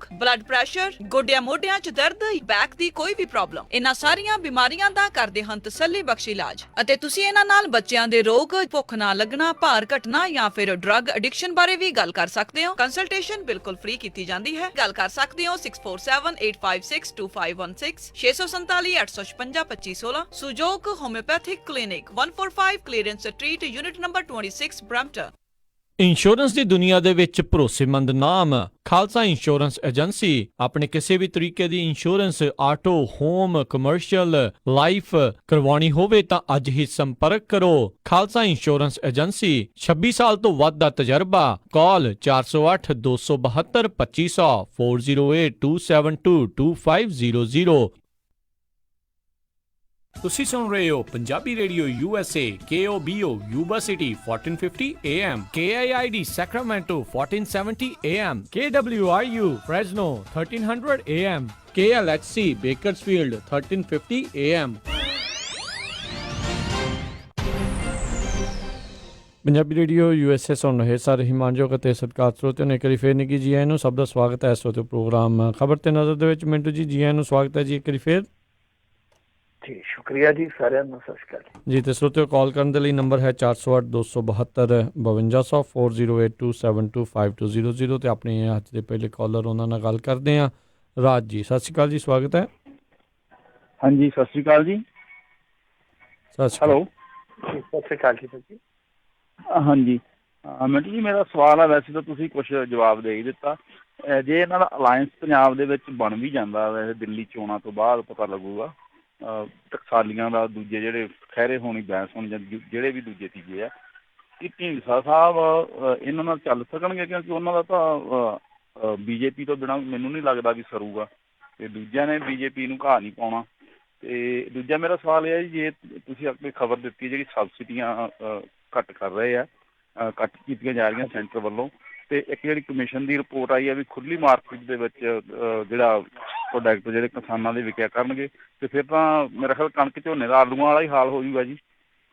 ਧੰਨਵਾਦ। ਹਾਂ, ਬਿਲਕੁਲ ਬਿਲਕੁਲ। ਔਰ ਇਹ ਮੰਡੀਕਰਨ ਦੀ ਵਿਵਸਥਾ ਜਾਂ MSP ਹੈ ਜਿਹੜਾ, ਇਹ ਕੁਛ ਰਾਜਾਂ 'ਚ ਹੀ ਆ, ਕੁਛ ਕੀ ਹੈ ਸਾਡੇ ਕੋਲ ਆ, ਜਾਂ ਹਰਿਆਣੇ ਕੋਲ ਆ, ਤੇ ਜਾਂ UP ਦਾ ਇੱਕ ਛੋਟਾ ਜਿਹਾ ਪਾਰਟ ਹੈ, ਬਾਕੀ ਕਿਤੇ ਵੀ ਹੈ ਨਹੀਂ। ਜੇ ਤੁਸੀਂ ਜਾਓਗੇ ਨਾ ਬਿਹਾਰ 'ਚ ਜਾਂ ਹੋਰ ਕਿਸੇ ਪ੍ਰਦੇਸ਼ ਦੇ ਵਿੱਚ, ਜੇ ਤੁਸੀਂ ਦੇਖੋਗੇ ਤਾਂ ਅਨਾਜ ਹੈ ਜਿਹੜਾ, ਉਹਦੇ ਰੇਟਾਂ ਦਾ ਫਰਕ ਹੈ। ਸਾਡੇ ਰੇਟ ਜਿਹੜੇ ਆ ਉਹ ਜਿੱਦਾਂ ਕਹੀਏ ਹਾਈਸਟ ਦਰ ਤੇ ਹੁੰਦੇ ਆ, ਤਾਂ ਇਹੀ ਹੋਏਗਾ। ਔਰ ਜਿਹੜੇ ਪ੍ਰਾਈਵੇਟ ਪਲੇਅਰ ਹੁੰਦੇ, ਤੁਹਾਨੂੰ ਪਤਾ ਹੀ ਆ ਕਿ ਉਹ ਲੌਬਿੰਗ ਕਰਦੇ ਆ ਕਿ ਕਈ ਵਾਰ ਸਟਾਕ ਹੈ ਜਿਹੜਾ ਹੋਲਡ ਕਰ ਲਿਆ, ਕਈ ਵਾਰ ਜਿਹੜਾ ਸਟਾਕ ਹੈ ਜਿਹੜਾ ਉਹ ਵਾਧੂ ਕਰ ਦਿੱਤਾ ਮਾਰਕੀਟ 'ਚ, ਤਾਂ ਉਹਦਾ ਅਸਰ ਹੋਏਗਾ। ਔਰ ਅਸਰ ਕਿਹਦੇ ਤੇ ਹੋਏਗਾ? ਉਸ ਕਿਸਾਨ ਤੇ ਜੋ ਪਹਿਲਾਂ ਹੀ ਟੁੱਟ ਚੁੱਕਾ। ਔਰ ਦੂਜੀ ਗੱਲ ਇਹ ਹੈ ਕਿ ਫਿਰ ਜੇ ਤੁਸੀਂ ਸਬਸਿਡੀਆਂ ਨਹੀਂ ਦਿਓਗੇ ਤਾਂ ਲਾਗਤ ਵਧੇਗੀ, ਲਾਗਤ ਵੱਧ ਗਈ ਤਾਂ ਜਿਹੜਾ MSP ਆ, ਉਹ MSP ਤਾਂ ਫਿਰ ਤੁਹਾਨੂੰ ਉਹ ਜਿੱਦਾਂ ਹੁਣ ਲਾ ਲਓ ਕਿ ਇਹਨਾਂ ਨੂੰ ਚਾਹੀਦਾ ਹੋਏਗਾ 40 ਲੱਖ ਮੀਟ੍ਰਿਕ ਟਨ ਅਨਾਜ, ਤੁਹਾਡੇ ਕੋਲ 80 ਲੱਖ ਮੀਟ੍ਰਿਕ ਟਨ ਆ। ਹੁਣ ਇਹ ਵੀ ਇੱਕ ਵਿਪਤਾ ਪੈ ਜੂਗੀ ਕਿ ਜਿਹੜਾ 40 ਲੱਖ ਮੀਟ੍ਰਿਕ ਟਨ MSP ਤੇ ਖਰੀਦਿਆ ਜਾਣਾ ਹੈ, ਉਹ ਕਿਹੜਾ ਹੋਵੇ, ਕਿਹਦਾ ਹੋਵੇ, ਕਿੰਨੇ ਪਰਸੈਂਟ ਕਿਹੜੇ ਕਿਸਾਨ ਤੋਂ ਖਰੀਦਿਆ ਜਾਵੇ। ਤਾਂ ਲਾਗਤ ਉਹਦੀ ਉਨੀ ਆਈ ਆ, ਪਰ ਜਿਹੜੀ ਉਹਦੀ ਪ੍ਰੋਡਕਸ਼ਨ ਆ, ਉਹਦੀ ਵੈਲਿਊ ਜਿਹੜੀ ਆ ਉਹ 50% ਦੀ ਕੁਛ ਹੋਰ ਆ, 50% ਦੀ ਕੁਛ ਹੋਰ ਆ। ਤਾਂ ਫਿਰ ਇਹ ਵੀ ਇੱਕ ਬੜੀ ਗੇਮ ਜਿਹੜੀ ਆ ਉਹ ਖਰਾਬ ਹੋ ਜਾਏਗੀ। ਸੋ ਇਹ ਬਹੁਤ, ਮੈਂ ਕਹੂੰਗਾ ਕਿ ਕਸੂਤਾ ਜਿਹਾ ਮਾਹੌਲ ਬਣਿਆ ਪਿਆ ਕਿਸਾਨੀ ਵਾਸਤੇ। ਔਰ ਦੂਜੀ ਚੀਜ਼ ਇਹ ਹੈ ਕਿ ਇਸ ਬਜਟ ਦੇ ਵਿੱਚ ਹੀ ਕਿਸਾਨਾਂ ਵਾਸਤੇ ਕੁਛ ਨਹੀਂ ਹੈ। ਤੀਜੀ ਚੀਜ਼ ਜਿਹੜੀ ਆ ਉਹ ਇਹ ਆ ਕਿ ਅਲਾਇੰਸ ਦੀ ਜਿਸ ਤਰ੍ਹਾਂ ਤੁਸੀਂ ਗੱਲ ਕੀਤੀ ਹੈ, ਮੇਰੇ ਖਿਆਲ ਦੇ ਨਾਲ ਦਿੱਲੀ ਦੇ ਜਿਹੜੇ ਨਤੀਜੇ ਹੋਣਗੇ ਨਾ, ਉਹ ਬਹੁਤ ਕੁਛ ਤੈਅ ਕਰਨਗੇ। ਜੇ ਤਾਂ ਦੇਖੋ ਆਮ ਆਦਮੀ ਪਾਰਟੀ ਦੀ ਉੱਥੇ ਚੜ੍ਹਤ ਹੋਈ ਤਾਂ ਨਿਸ਼ਚਿਤ ਤੌਰ ਤੇ ਅਸਰ ਇੱਥੇ ਹੋਊਗਾ। ਫਿਰ ਤੇ ਮੇਰੇ ਖਿਆਲ ਦੇ ਨਾਲ ਛੇਤੀ ਕਿਤਿਆਂ ਕੋਈ ਚੌਥਾ ਪੰਜਵਾਂ ਫਰੰਟ ਹੈ ਜਿਹੜਾ ਉਹ ਦਮ ਨਹੀਂ ਭਰੂਗਾ, ਤੇ ਹੋ ਸਕਦਾ ਕਿ ਜਿਹੜੀ ਭਾਜਪਾ ਹੈ ਉਹ ਨਾਲ ਹੀ ਜਾਵੇ। ਤੇ ਜੇ ਉੱਥੇ ਮੰਨ ਲਓ ਭਾਜਪਾ ਜਿੱਤ ਜਾਂਦੀ ਆ ਤਾਂ ਨਿਸ਼ਚਿਤ ਤੌਰ ਤੇ ਫਿਰ ਇੱਥੇ ਜਿਹੜੇ ਢੀਂਡਸਾ ਹੋ ਰਹੀ ਆ ਉਹ ਇੱਕ ਵੱਖਰੀ ਕਿਸਮ ਦੀ ਭੂਮਿਕਾ 'ਚ ਆ ਜਾਣਗੇ। ਤੇ ਉਹਨਾਂ ਦੇ ਸਾਥੀ ਫਿਰ ਕਿਹੜੇ ਕਿਹੜੇ ਹੋਣਗੇ, ਉਹ ਕਿਆਫਾ ਲਾਉਣ ਦੀ ਮੇਰੇ ਖਿਆਲ ਦੇ ਨਾਲ ਹਾਲੇ ਕਾਹਲੀ ਨਹੀਂ ਕਰਨੀ ਚਾਹੀਦੀ। ਬਹੁਤ ਜ਼ਬਰਦਸਤ ਚਿਹਰੇ ਹੋ ਸਕਦੇ ਇਹਨਾਂ ਦੇ ਨਾਲ। ਜੀ ਜੀ। ਅਗਲੇ ਕਾਲਰ ਆਪਣੇ ਜੁੜੇ ਨੇ ਜਤਿੰਦਰਪਾਲ ਸਿੰਘ ਜੀ, ਸਤਿ ਸ਼੍ਰੀ ਅਕਾਲ। ਸਤਿ ਸ਼੍ਰੀ ਅਕਾਲ ਜੀ। ਮੇਰਾ ਸਵਾਲ ਸੀਗਾ ਜੀ ਵੀ ਜਿਹੜੇ ਮੁਜ਼ਾਹਰਾਕਾਰੀਆਂ ਦੇ ਉੱਤੇ ਫਾਇਰਿੰਗ ਵਗੈਰਾ ਕੀਤੀ ਆ 3 ਥਾਵਾਂ ਤੇ ਹੋਈ ਆ, ਜੇ ਫਰਜ਼ ਕਰ ਲਓ 2-4 ਸਾਲ 10 ਸਾਲ ਬਾਅਦ ਸਰਕਾਰ ਬਦਲ ਕੇ ਕੋਈ ਹੋਰ ਸਰਕਾਰ ਆ ਜਾਂਦੀ ਆ, ਕੀ ਉਹ ਦੁਬਾਰਾ ਇਹਨਾਂ ਨੂੰ ਕੇਸਾਂ ਨੂੰ ਰਜਿਸਟਰਡ ਕਰਕੇ ਜਿਨ੍ਹਾਂ ਨੇ ਉਕਸਾਇਆ ਉਹਨਾਂ ਤੇ ਵੀ ਅਟੈਂਪਟ ਟੂ ਮਰਡਰ ਦਾ ਕੇਸ ਚੱਲ ਸਕਦਾ ਜਾਂ ਨਹੀਂ? ਇੰਨਾ ਹੀ ਸਵਾਲ ਸੀਗਾ ਜੀ। Thank you. ਨਹੀਂ, ਇਹ ਜਿਹੜੇ ਕੁਝ ਨੌਜਵਾਨਾਂ ਨੇ ਗੋਲੀ ਗਾਲੀ ਚਲਾਈ ਹੈ, ਇਹਨਾਂ ਨੂੰ ਤੇ ਅਰੈਸਟ ਕੀਤਾ ਹੀ ਹੋਇਆ, ਇਹਨਾਂ ਨੂੰ ਤਾਂ ਅਰੈਸਟ ਕੀਤਾ। ਹੋਰ ਜਿਹੜੀ ਗੋਲੀ ਤੁਸੀਂ ਕਹਿੰਦੇ ਹੋ ਕਿਤੇ ਕਿਸੇ ਪੁਲਿਸ ਵਾਲਿਆਂ ਨੇ ਜਿਹੜੀ ਉਹ ਚਲਾਈ ਆ ਵਾਇਲੈਂਸ ਦੇ ਵਿੱਚ, ਉਹ ਤੇ ਵੇਖੋ ਹੁਣ ਆਪਾਂ ਨੂੰ ਵੀ ਪਤਾ ਹੀ ਹੈ ਕਿ ਕਿਸ ਤਰ੍ਹਾਂ ਦਾ ਧੱਕਾ ਮੁੱਕਾ ਹੋਇਆ। ਹੋ ਸਕਦਾ ਬਿਲਕੁਲ, ਜੇ ਹੁਣ ਜਿੱਦਾਂ ਆਪਾਂ ਦੇਖੀਏ ਉਮਰਾਂ ਨੰਗਲ ਵਰਗੇ ਫੜੇ ਜਾ ਸਕਦੇ ਆ ਸਰਕਾਰ ਬਦਲੀ ਤੋਂ। ਚਲੋ ਉਹਨਾਂ ਤਾਂ ਨਹੀਂ ਹੋਇਆ ਜਿੰਨਾ ਹੋਣਾ ਚਾਹੀਦਾ ਸੀ, ਪਰ ਹੋਇਆ ਤਾਂ ਹੈ ਨਾ ਸਰਕਾਰ ਬਦਲੀ ਤੋਂ। ਜੇ ਸਰਕਾਰ ਚਾਹੇ ਉਹ ਤੇ ਇੱਕ ਵਾਰੀ ਤੁਹਾਨੂੰ ਯਾਦ ਹੀ ਹੋਣਾ, ਇੱਕ ਵਾਰੀ ਚਲੇ ਗਈ ਸੀ ਪਟੀਸ਼ਨ ਸੁਪਰੀਮ ਕੋਰਟ 'ਚ ਕਿ ਮਹਾਤਮਾ ਗਾਂਧੀ ਦਾ ਕੇਸ ਖੋਲ੍ਹੋ ਦੁਬਾਰੇ, ਤੇ ਫਿਰ ਜੇ ਖੋਲ੍ਹਣ ਤੇ ਹੁਣ ਤਾਂ ਬਹੁਤ ਕੁਝ ਖੋਲ੍ਹਿਆ ਜਾ ਸਕਦਾ। ਅਦਾਲਤਾਂ ਕੋਲ, ਸਰਕਾਰਾਂ ਕੋਲ ਬਹੁਤ ਵੱਡੇ ਵੱਡੇ ਅਧਿਕਾਰ ਖੇਤਰ ਹੁੰਦੇ ਨੇ। ਜੀ ਥੈਂਕ ਯੂ ਜੀ। ਅਗਲੇ ਕਾਲਰ ਨੇ ਕਰਮਜੀਤ ਜੀ। ਸਤਿ ਸ਼੍ਰੀ ਅਕਾਲ। ਸਤਿ ਸ਼੍ਰੀ ਅਕਾਲ ਜੀ। ਸਤਿ ਸ਼੍ਰੀ ਅਕਾਲ। ਸਤਿ ਸ਼੍ਰੀ ਅਕਾਲ ਮਿੰਟੂ ਜੀ। ਸਤਿ ਸ਼੍ਰੀ ਅਕਾਲ ਭਾਜੀ। ਮੇਰਾ ਸਵਾਲ ਇਹ ਸੀਗਾ ਵੀ ਜਿਹੜਾ ਨਿਰਭਇਆ ਬਲਾਤਕਾਰ ਹੱਤਿਆਕਾਂਡ ਹੋਇਆ ਸੀ 2012 ਤੋਂ 8 ਸਾਲ ਲੱਗੇ ਉਹਨੂੰ ਕੇਸ ਨੂੰ, ਤੇ ਉਹਦੇ ਵਿੱਚ ਮਤਲਬ 1 ਤਰੀਕ ਨੂੰ ਫਾਂਸੀ ਹੋਣੀ ਸੀ, ਪਰ ਤੁਸੀਂ ਕਈ ਵਾਰ ਦੱਸ ਹੀ ਚੁੱਕੇ ਹੋ ਕਿ ਸਾਡੇ ਦੇਸ਼ ਦੀ ਕਾਨੂੰਨ ਵਿਵਸਥਾ ਕਿਸ ਤਰ੍ਹਾਂ ਦੀ ਹੈਗੀ ਆ। ਪਰ ਕੱਲ ਕੁਝ ਖਬਰ ਸੁਣੀ ਸੀ ਕਿ ਉਹਨਾਂ ਦੇ ਵਕੀਲ ਜਿਹੜੇ ਆ ਦੋਸ਼ੀਆਂ ਦੇ, ਉਹ ਛਾਤੀ ਦੇ ਹੱਥ ਮਾਰ ਕੇ ਕਹਿ ਰਹੇ ਸੀਗੇ ਅਸੀਂ ਜਦ ਤੱਕ ਜੀਨੇ ਇਹਨਾਂ ਨੂੰ ਫਾਂਸੀ ਨਹੀਂ ਹੋਣ ਦਿਆਂਗੇ। ਤੇ ਇਹਦਾ ਮਤਲਬ ਸੁਪਰੀਮ ਕੋਰਟ ਨੂੰ ਔਰ ਰਾਸ਼ਟਰਪਤੀ ਨੂੰ ਚੈਲੰਜ ਕਰ ਰਿਹਾ ਮੇਰੇ ਖਿਆਲ ਦੇ ਵਿੱਚ। ਤੇ ਦੂਸਰਾ ਸਵਾਲ ਇਹ ਸੀਗਾ ਕਿ ਜਿਹੜਾ ਮੋਹਾਲੀ ਏਅਰਪੋਰਟ ਆ ਉਹ ਬਣਿਆ ਤਾਂ ਆਪਣੇ ਪੰਜਾਬ ਦੇ ਕਿਸਾਨਾਂ ਦੀ ਜ਼ਮੀਨ ਦੇ ਉੱਤੇ ਸੀਗਾ, ਪਰ ਅੱਜ ਤੱਕ ਉਹਨੂੰ ਮਤਲਬ ਰਲਾਇਆ ਗਿਆ ਹਰਿਆਣੇ ਵਿੱਚ ਔਰ ਹਿਮਾਚਲ ਦੇ ਨਾਂ ਦੇ ਨਾਲ। ਇਹਦੇ ਬਾਰੇ ਕੁਝ ਦੱਸਿਓ ਜੀ। ਨਹੀਂ ਜੀ, ਉਹ ਬਹੁਤ ਵੱਡਾ ਇਨਵੈਸਟਮੈਂਟ ਹਰਿਆਣੇ ਦਾ ਉਹਦੇ 'ਚ ਬਹੁਤ ਜ਼ਿਆਦਾ। ਪੰਜਾਬ ਵਾਲਿਆਂ ਨੇ ਜ਼ਮੀਨ ਦਿੱਤੀ ਹੈ, ਪਰ ਪੈਸਾ ਉਹਨਾਂ ਦਾ ਵੀ ਆਇਆ ਬਹੁਤ ਜ਼ਿਆਦਾ ਸ਼ੇਅਰ, ਤਾਂ ਹੀ ਤਾਂ ਰੌਲਾ ਪੈਂਦਾ। ਪਰ ਚਲੋ ਰਲ ਮਿਲ ਕੇ ਚਲਾ ਲੈਣ। ਉਹਦਾ ਨਾਂ ਜਿਹੜਾ ਕਿਸੇ ਆਜ਼ਾਦੀ ਘੁਲਾਟੀਏ ਦੇ ਨਾਂ ਤੇ ਰੱਖ ਲੈਣ, ਕਿਸੇ ਹੋਰ ਮਹਾਂਪੁਰਸ਼ ਦੇ ਨਾਮ ਤੇ ਰੱਖ ਲੈਣ, ਜੋ ਸਾਰਿਆਂ ਨੂੰ ਪ੍ਰਵਾਨਿਤ ਹੋਵੇ। ਚਲਾਉਣਾ ਚਾਹੀਦਾ, ਸਾਡਾ ਮੇਨ ਮਕਸਦ ਇਹ ਆ। ਤੇ ਅੱਗੇ ਆਪਾਂ ਪੰਜਾਬ ਹਰਿਆਣੇ ਨੇ ਵੰਡ ਕੇ ਇੱਕ ਦੂਜੇ ਨਾਲ ਮੇਰੇ ਖਿਆਲ ਦੇ ਨਾਲ ਸ਼ਰੀਕਾ ਹੀ ਖੱਟਿਆ, ਲਾਭ ਕੁਛ ਨਹੀਂ ਕਰ ਸਕੇ। ਤਾਂ ਦੂਜੀ ਚੀਜ਼ ਜਿਹੜੀ ਤੁਸੀਂ ਕਹੀ ਹੈ ਨਿਰਭਇਆ ਕਾਂਡ ਦੀ, ਇਹਦੇ ਵਿੱਚ ਵੇਖੋ ਉਹ ਜਿਹੜਾ ਵਕੀਲ ਆ ਉਹ ਥੋੜਾ ਜਿਹਾ ਮੈਨੂੰ ਤੇ ਜ਼ਿਆਦਾ ਹੀ ਨਾ ਅਗਾਂਹ ਵਧੂ ਲੱਗਦਾ। ਤੇ ਉਹ ਕਿਵੇਂ ਕਹਿ ਸਕਦਾ, ਕਿਉਂਕਿ ਦੇਖੋ ਮੈਂ ਤੁਹਾਨੂੰ ਦੱਸਦਾ, ਕਿਸੇ ਬੰਦੇ ਨੂੰ ਥੋੜੀ ਜਿਹੀ ਮੇਰੀ ਗੱਲ ਲੰਮੀ ਹੋ ਜਾਊਗੀ, ਥੋੜੀ ਜਿਹੀ ਪੇਸ਼ੈਂਸ ਰੱਖੋ ਜਿੰਨੇ ਕਾਲਰ ਆ, ਪਰ ਜ਼ਰੂਰ ਤੁਹਾਡੇ ਕੰਮ ਆਏਗੀ ਇਹ ਇਨਫੋਰਮੇਸ਼ਨ। ਜਦੋਂ ਕਿਸੇ ਬੰਦੇ ਨੂੰ ਫਾਂਸੀ ਦੀ ਸਜ਼ਾ ਹੁੰਦੀ ਆ, ਉਹ ਹੁੰਦੀ ਆ ਸੈਸ਼ਨ ਕੋਰਟ ਚੋਂ, ਦੈਨ ਉਹ ਮੂਵ ਹੁੰਦਾ ਹਾਈ ਕੋਰਟ 'ਚ। ਜੇ ਉੱਥੇ ਵੀ ਅਪਹੋਲਡ ਹੋ ਜਾਂਦੀ ਆ, ਫਿਰ ਚੱਲ ਜਾਂਦਾ ਉਹ ਸੁਪਰੀਮ ਕੋਰਟ। ਜੇ ਸੁਪਰੀਮ ਕੋਰਟ ਵੀ ਅਪਹੋਲਡ ਕਰ ਦੇਵੇ ਤਾਂ ਫਿਰ ਵੀ ਉਹਦੇ ਕੋਲ 3 ਆਪਸ਼ਨ ਬਚਦੇ ਆ। 3 ਆਪਸ਼ਨ ਕੀ ਆ?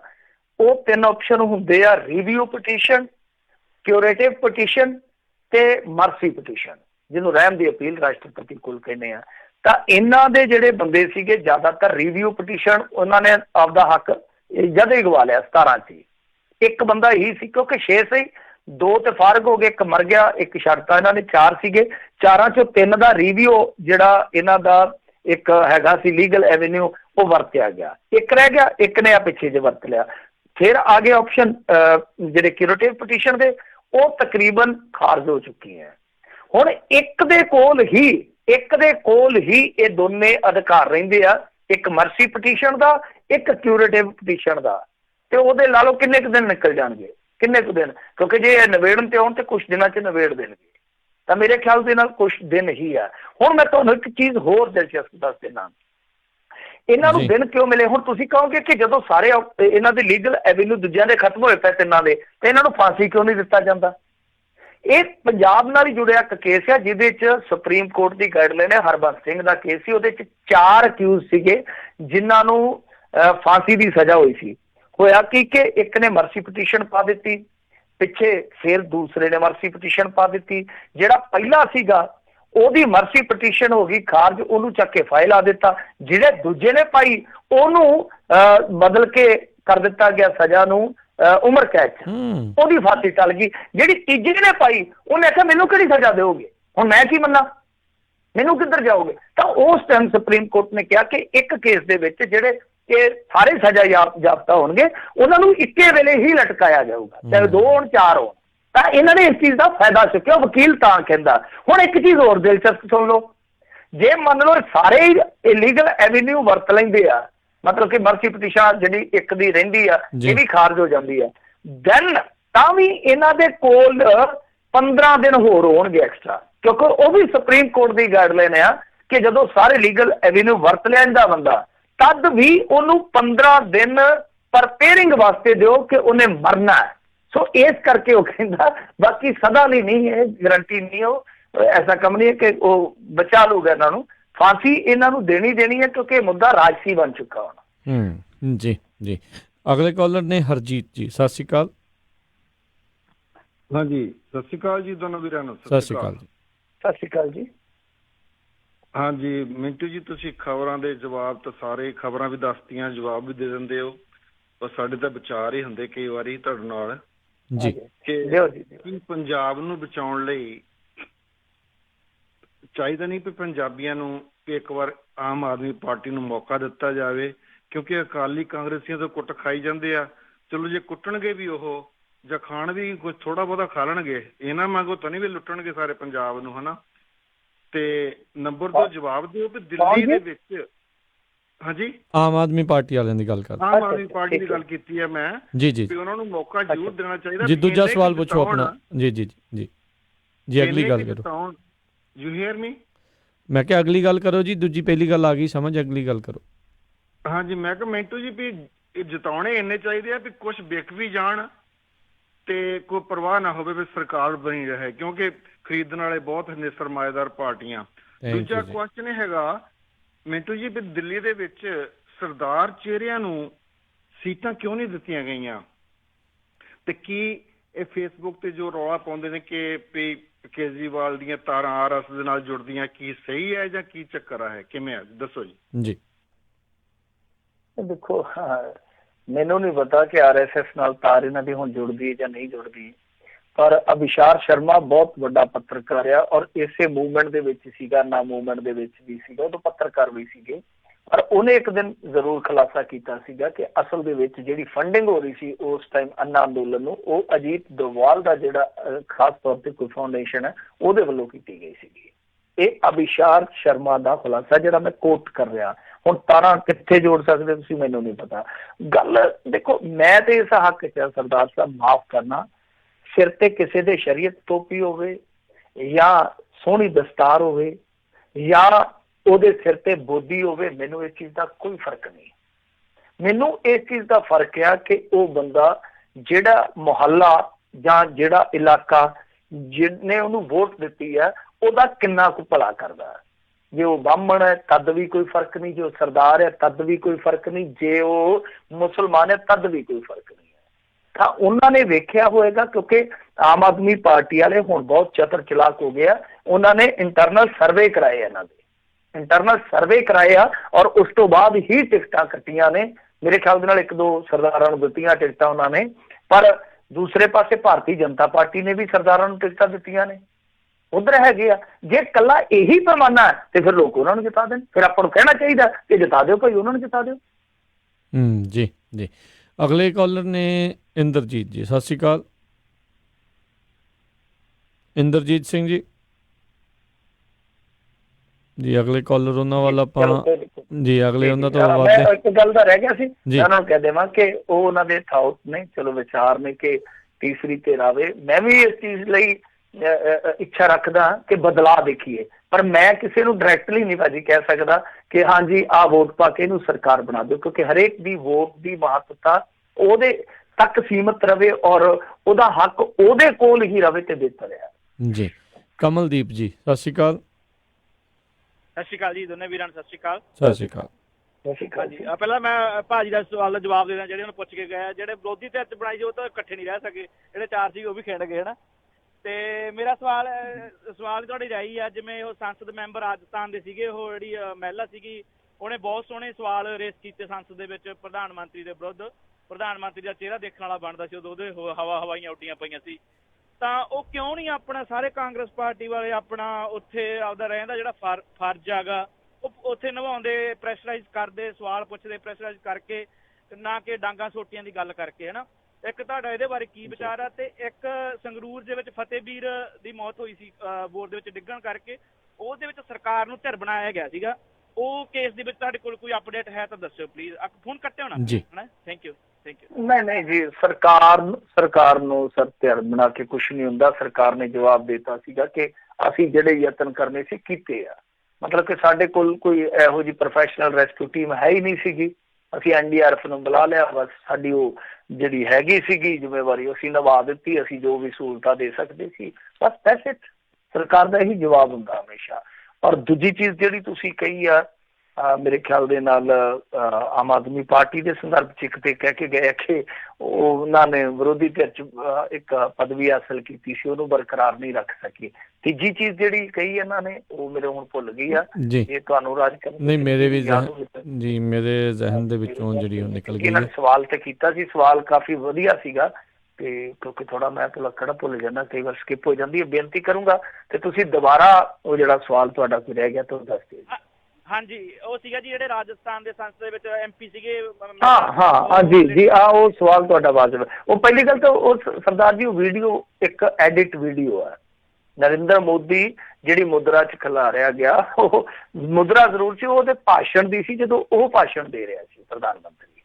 ਤਾਂ ਉਹ ਐਡਿਟ ਵੀਡੀਓ, ਹਾਂ ਉਹ ਜਿਹੜੀ ਬੋਲੀ ਆ ਬੀਬੀ ਠਾਕੁਰ ਤਾਂ ਉਹ ਜ਼ਰੂਰ ਬੋਲੀ ਆ ਉਹ ਸਾਰੇ ਜਿਹੜੇ ਸ਼ਬਦ ਆ। ਔਰ ਮੈਂ ਤੁਹਾਨੂੰ ਦੱਸਾਂ ਜੀ ਇਤਿਹਾਸ ਦੇ ਪਰਪੇਖ 'ਚ ਚਲੇ ਜਾਓਗੇ ਨਾ ਬਹੁਤ ਕੁਛ ਆ।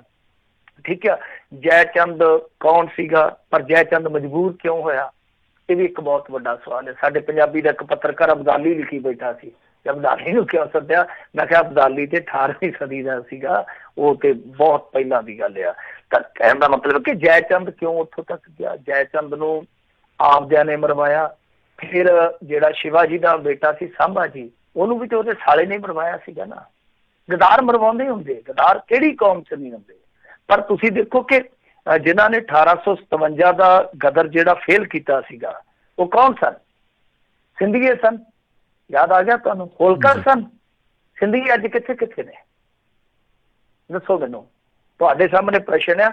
ਇਹ ਛੱਡੋ, ਕਿਸੇ ਵੀ ਪਾਰਟੀ ਨੂੰ ਛੱਡੋ, ਬੀਬੀ ਕਿਹੜੀ ਪਾਰਟੀ ਦੀ ਹੈ ਜਾਂ ਫਲਾਣਾ ਕਿਹੜੀ ਪਾਰਟੀ ਦਾ। ਜੇ ਬੀਬੀ ਕਾਂਗਰਸੀ ਹੈ ਤਾਂ ਉਹਨੂੰ ਵੀ ਜਵਾਬ ਦੇਣਾ ਚਾਹੀਦਾ ਕਿ ਸਿੰਧੀਏ ਸੁਣੇ ਕਦੇ ਗਵਾਲੀਅਰ ਵਾਲੇ? ਔਰ ਭਾਰਤੀ ਜਨਤਾ ਪਾਰਟੀ ਵਾਲੇ ਵੀ ਹੋਣਗੇ ਸਿੰਧੀਏ, ਇਹਨਾਂ ਨੇ ਵੀ ਸੁਣੇ ਹੋਣੇ ਆ। ਤਾਂ ਉਹ ਕੌਣ ਸੀ?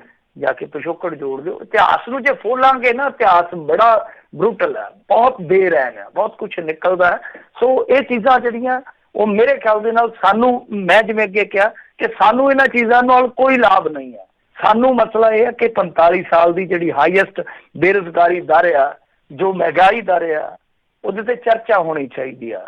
ਸਾਡੀ ਇਕਨੋਮੀ ਦਾ ਜਿਹੜਾ ਇੱਕ ਬਹੁਤ ਵੱਡਾ ਸਲੋ ਡਾਊਨ ਆ, ਉਹ ਕਦੋਂ ਖਤਮ ਹੋ ਸਕਦਾ? ਸਾਡੀ ਮੈਨੂਫੈਕਚਰਿੰਗ ਕਦੋਂ ਇੱਕ ਵਧੀਆ ਮੈਨੂਫੈਕਚਰਿੰਗ ਰੇਟ ਦੇ ਵਿੱਚ ਤਬਦੀਲ ਹੋਏਗੀ? ਸਾਨੂੰ ਇਹਦੇ ਤੇ ਚਰਚਾ ਕਰਨੀ ਚਾਹੀਦੀ ਆ। ਇਤਿਹਾਸ ਤੇ ਜਿੰਨਾ ਮਰਜ਼ੀ ਪੜ੍ਹ ਲਓ, ਗੂਗਲ ਤੇ ਪੰਡਾਂ ਦੀਆਂ ਪੰਡਾਂ ਪਈਆਂ। ਜੀ ਜੀ, ਅਗਲੇ ਕਾਲਰ ਨੇ ਅਵਤਾਰ ਸਿੰਘ ਲਾਲੀ। ਸਤਿ ਸ਼੍ਰੀ ਅਕਾਲ। ਸਤਿ ਸ੍ਰੀ ਅਕਾਲ ਭਾਜੀ। ਸਤਿ ਸ਼੍ਰੀ ਅਕਾਲ ਭਾਜੀ, ਮੈਂ ਪੁੱਛਦਾ ਪਿਆ ਜੇ ਦਿੱਲੀ 'ਚ ਆਮ ਪਾਰਟੀ ਜਿੱਤ ਜਾਂਦੀ ਆ, ਸਿੱਧੂ ਪੰਜਾਬ 'ਚ ਆਮ ਪਾਰਟੀ ਨਾਲ ਰਲ ਜਾਓ? ਨਹੀਂ ਦੇਖੋ, ਇੱਕ ਚਾਂਸ ਇਹ ਵੀ ਹੋ ਸਕਦਾ, ਪਰ ਦੂਸਰਾ ਚਾਂਸ ਇਹ ਵੀ ਹੋ ਸਕਦਾ ਕਿ ਫਿਰ ਉਹ ਆਮ ਆਦਮੀ ਪਾਰਟੀ ਦੀ ਥਾਂ ਤੇ ਭਾਰਤੀ ਜਨਤਾ ਪਾਰਟੀ ਵੱਲ ਵੀ ਜਾ ਸਕਦਾ, ਕਿਉਂਕਿ ਭਾਰਤੀ ਜਨਤਾ ਪਾਰਟੀ ਨੂੰ ਵੀ ਇੱਕ ਬਹੁਤ ਤਗੜੇ ਚਿਹਰੇ ਦੀ ਦਰਕਾਰ ਹੋਏਗੀ ਪੰਜਾਬ 'ਚ। ਸਿੱਧੂ ਆਪਣੀਆਂ ਗੱਲਾਂ ਮਨਾ ਸਕਦਾ। ਫਿਰ ਦੋਵੇਂ ਚੀਜ਼ਾਂ ਨਾ, ਫਿਰ ਤੁਸੀਂ ਕਹਿ ਸਕਦੇ ਹੋ ਕਿ ਅੱਧਾ ਗਲਾਸ ਖਾਲੀ ਅੱਧਾ ਭਰਿਆ। ਜਿਹੜੇ ਦੇ ਸਪੋਰਟਰ ਆ ਉਹਨਾਂ ਨੇ ਉਸ ਪਾਸੇ ਵੱਲ ਨੂੰ ਦੇਖਣਾ। ਚੰਗੀ ਗੱਲ ਆ, ਦੇਖਣਾ ਵੀ ਚਾਹੀਦਾ ਜੀ। ਸਤਨਾਮ ਸਿੰਘ ਜੀ, ਸਤਿ ਸ਼੍ਰੀ ਅਕਾਲ। ਹਾਂਜੀ, ਦੋਨਾਂ ਵੀਰਾਂ ਦੀ ਪਿਆਰ ਭਰੀ ਸਤਿ ਸ਼੍ਰੀ ਅਕਾਲ ਜੀ। ਸਤਿ ਸ਼੍ਰੀ ਅਕਾਲ ਜੀ। ਸਤਿ ਸ਼੍ਰੀ ਅਕਾਲ ਜੀ। ਮਿੰਟੂ ਜੀ, ਮੇਰੇ ਦੋ ਸਵਾਲ ਆ। ਪਹਿਲਾਂ ਤਾਂ ਜਿੱਦਾਂ ਆਵੇ ਭਾਵੇਂ ਕੋਈ ਵੀ, ਚੰਗੀ ਨੀਤ ਵਾਲੇ, ਚੰਗੇ ਕਿਰਦਾਰ ਵਾਲੇ ਬੰਦੇ ਹੋਣੇ ਚਾਹੀਦੇ ਆ, ਮੈਂ ਤਾਂ ਇਹੀ ਕਹੂੰਗਾ। ਤੇ ਜਿਸ ਤਰ੍ਹਾਂ ਕੱਲ ਨੂੰ ਦਿੱਲੀ ਵਿੱਚ ਚੋਣਾਂ ਹੋ ਰਹੀਆਂ, ਜੇਕਰ ਆਮ ਆਦਮੀ ਪਾਰਟੀ ਉੱਤੇ ਕਾਮਯਾਬ ਹੁੰਦੀ, ਉਹਦਾ ਕੋਈ ਅਸਰ ਪੰਜਾਬ ਦੀਆਂ ਚੋਣਾਂ ਤੇ ਵੀ ਕੁਝ ਪਊਗਾ 2022 'ਚ, ਕੁਛ ਉੱਥੇ ਵੀ ਉੱਠ ਸਕਦੇ ਆ। ਤੇ ਦੂਜਾ ਸਵਾਲ ਮੇਰਾ ਹੈ, ਜਿੱਦਾਂ ਹੁਣ ਨਵਜੋਤ ਸਿੰਘ ਸਿੱਧੂ ਆਪਣੇ ਦਿੱਲੀ ਗਿਆ ਨਹੀਂ, ਹਾਈ ਕਮਾਂਡ ਦੇ ਕਹੇ ਤੇ ਵੀ, ਉਹ ਕੋਈ ਇਹ ਤੇ ਐਕਸ਼ਨ ਲਾ ਸਕਦੇ ਆ? ਤੇ ਕੱਟਿਓ ਨਾ ਵੀਰ ਜੀ। ਜੀ ਬਿਲਕੁਲ, ਨਵਜੋਤ ਸਿੰਘ ਸਿੱਧੂ ਤੇ ਐਕਸ਼ਨ ਲਿਆ ਜਾ ਸਕਦਾ ਜੇ ਅਨੁਸ਼ਾਸਨਾਤਮਕ ਕਮੇਟੀ ਕੋਲ ਚਲੇ ਜਾਂਦੀ, ਅਨੁਸ਼ਾਸਨੀ ਕਮੇਟੀ ਜਿਹਨੂੰ ਆਪਾਂ ਕਹਿੰਦੇ, ਅਨੁਸ਼ਾਸਨ ਕਮੇਟੀ ਕੋਲ ਚਲੇ ਜਾਂਦੀ ਸ਼ਿਕਾਇਤ, ਜਿਹੜੀ ਕਿ ਮੇਰੇ ਖਿਆਲ ਦੇ ਨਾਲ ਕੈਪਟਨ ਦੀ ਧਿਰ ਖੜ ਸਕਦੀ ਆ, ਤਾਂ ਨਿਸ਼ਚਿਤ ਤੌਰ ਤੇ ਜਵਾਬ ਤਲਬੀ ਹੋ ਸਕਦੀ ਹੈ। ਪਰ ਸਿੱਧੂ ਦੀ ਜਵਾਬ ਤਲਬੀ ਉਹ ਕਰਨਗੇ ਇਸੇ ਕਰਕੇ ਨਹੀਂ ਕਿ ਸਿੱਧੂ ਵੀ ਨਾ ਕਿਤੇ ਨਿਕਲ ਜਾਵੇ ਹੱਥ ਚੋਂ। ਠੀਕ ਹੈ। ਦੂਜੀ ਚੀਜ਼ ਜਿਹੜੀ ਆ ਕਿ ਨਵਜੋਤ ਸਿੰਘ ਸਿੱਧੂ ਦੀ ਜਿਹੜੀ ਇਹ ਖਾਮੋਸ਼ੀ ਆ, ਇਹੀ ਤੇ ਇੱਕ ਸੰਭਾਵਨਾ ਬਣਾਉਂਦੀ ਹੈ ਨਾ। ਜਿਸ ਤਰ੍ਹਾਂ ਭਾਜੀ ਹੋਰਾਂ ਨੇ ਕਿਹਾ ਕਿ ਆਮ ਆਦਮੀ ਪਾਰਟੀ ਵਿੱਚ ਜਾ ਸਕਦੇ ਆ ਕਿ ਨਹੀਂ, ਤੇ ਮੈਂ ਆਖਿਆ ਨਹੀਂ, ਇਹ ਵੀ ਤੇ ਸੰਭਾਵਨਾ ਹੈਗੀ ਆ ਨਾ ਕਿ ਭਾਜਪਾ 'ਚ ਵੀ ਜਾ ਸਕਦੇ ਆ।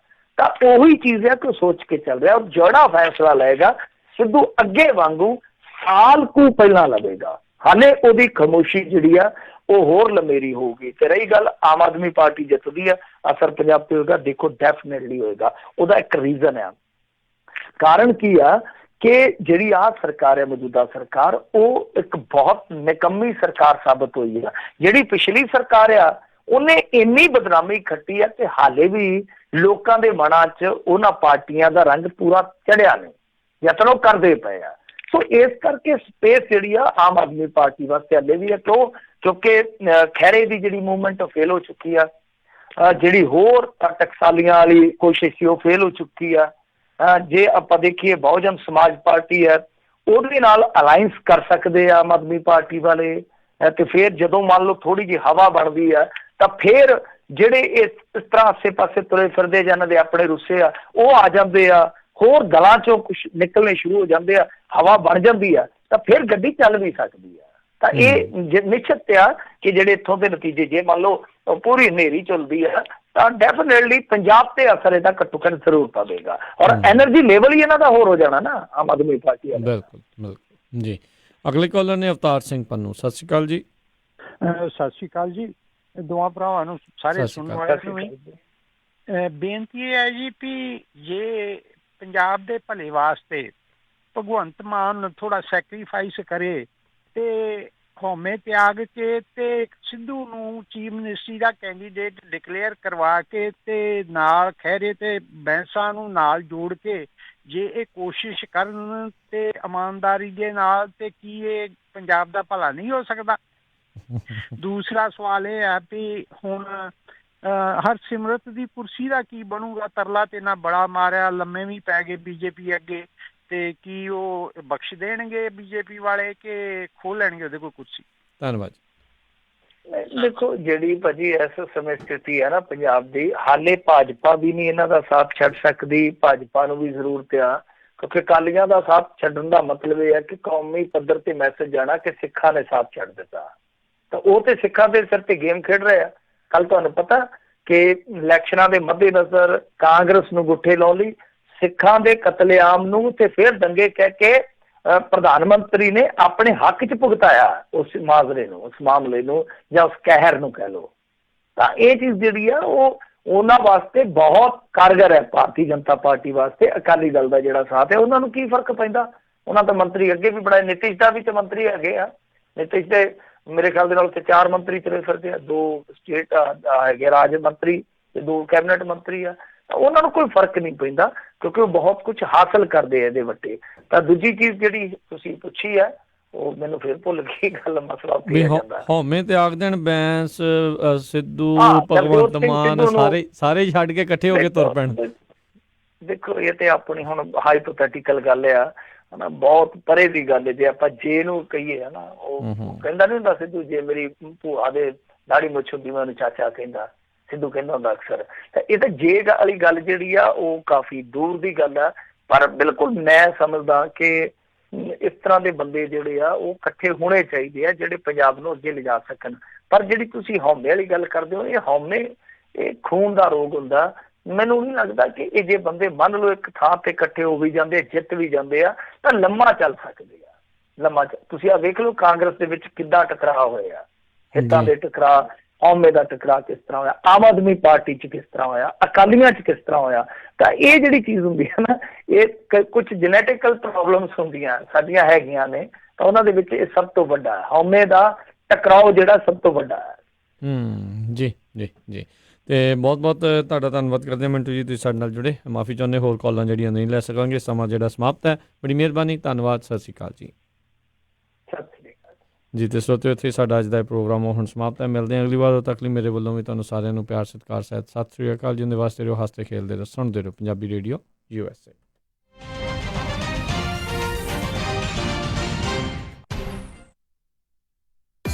ਤੁਸੀਂ ਸੁਣ ਰਹੇ ਹੋ KOBO Yuba City 1450 AM, KIID Sacramento 1470 AM, KWRU Fresno 1300 AM, KLHC Bakersfield 1350 AM।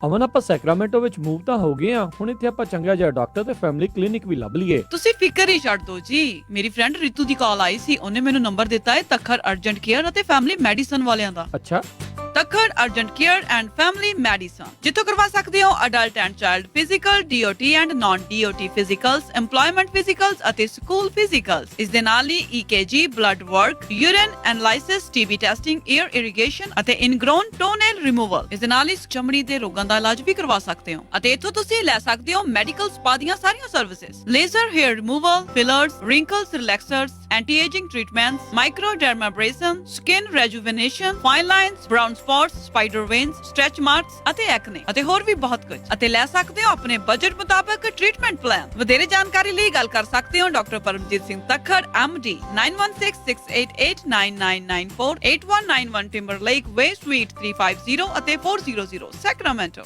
ਕੀ ਗੱਲ ਸਿੰਮੀ, ਬੜੀ ਨਿਖਰੀ ਫਿਰਦੀ ਆ, ਤੇਰਾ ਚਿਹਰਾ ਤਾਂ ਸ਼ਾਈਨ ਕਰੀ ਜਾਂਦਾ। ਰਾਣੋ, ਇਹ ਕਮਾਲ ਆ A Star ਥ੍ਰੈਡਿੰਗ ਵਾਲਿਆਂ ਦਾ। A Star threading 4400 Elverta Road, suite number 170 Antelope. ਇੱਥੇ ਤੁਸੀਂ ਕਰਵਾ ਸਕਦੇ ਹੋ permanent makeup, microblading, permanent eyeliner, dark spot, pigmentation ਅਤੇ ਛਾਈਆਂ ਵਾਸਤੇ ਮਾਈਕਰੋ ਨੀਡਲਿੰਗ ਵੀ ਕਰਵਾ ਸਕਦੇ ਹੋ। ਵਿਆਹ ਸ਼ਾਦੀਆਂ, ਪਾਰਟੀਆਂ ਵਾਸਤੇ ਮੇਕਅਪ ਅਤੇ ਹਰ ਇੱਕ ਤਰ੍ਹਾਂ ਦਾ ਹੇਅਰ ਸਟਾਈਲ, ਲੈਸ਼ ਐਕਸਟੈਂਸ਼ਨ, ਲੈਸ਼ ਲਿਫਟਿੰਗ, ਲੈਸ਼ ਟਿੰਟਿੰਗ ਅਤੇ ਆਈਬ੍ਰੋ ਟਿੰਟਿੰਗ ਤੇ ਕਰਵਾ ਸਕਦੇ ਹੋ ਹਰ ਇੱਕ ਤਰ੍ਹਾਂ ਦਾ ਫੇਸ਼ੀਅਲ ਅਤੇ ਥ੍ਰੈਡਿੰਗ ਵੀ ਕਰਵਾ ਸਕਦੇ ਹੋ। ਵਿਆਹ ਸ਼ਾਦੀ ਵਾਸਤੇ ਸੂਟ, ਲਹਿੰਗੇ ਵੀ ਤਿਆਰ ਕਰਵਾ ਕੇ ਦਿੰਦੇ ਹਨ। ਇਹ ਖੁੱਲੇ ਰਹਿੰਦੇ ਹਨ ਮੰਡੇ ਟੂ ਸੈਟਰਡੇ ਸਵੇਰੇ 10 ਵਜੇ ਤੋਂ ਸ਼ਾਮੀ 6 ਵਜੇ ਤੱਕ ਅਤੇ ਸੰਡੇ ਓਨਲੀ ਅਪਾਇੰਟਮੈਂਟਸ। ਇਹਨਾਂ ਨੂੰ ਤੁਸੀਂ ਇੰਸਟਾਗ੍ਰਾਮ ਅਤੇ ਫੇਸਬੁੱਕ ਤੇ ਵੀ ਫੋਲੋ ਕਰ ਸਕਦੇ ਹੋ ਜਾਂ ਫਿਰ ਇਹਨਾਂ ਦੀ ਵੈਬਸਾਈਟ ਤੇ ਵਿਜ਼ਿਟ ਕਰ ਸਕਦੇ ਹੋ astarthreading.com ਤੇ। ਵਧੇਰੇ ਜਾਣਕਾਰੀ ਲਈ ਗੱਲ ਕਰ ਸਕਦੇ ਹੋ 9167210506 916 721 0506। ਪੰਜਾਬੀ ਰੇਡੀਓ USA ਦੀ ਇਸ ਐਡ ਦਾ ਹਵਾਲਾ ਦੇਣ ਤੇ 10% ਦਾ ਡਿਸਕਾਊਂਟ ਲੈ ਸਕਦੇ ਹੋ।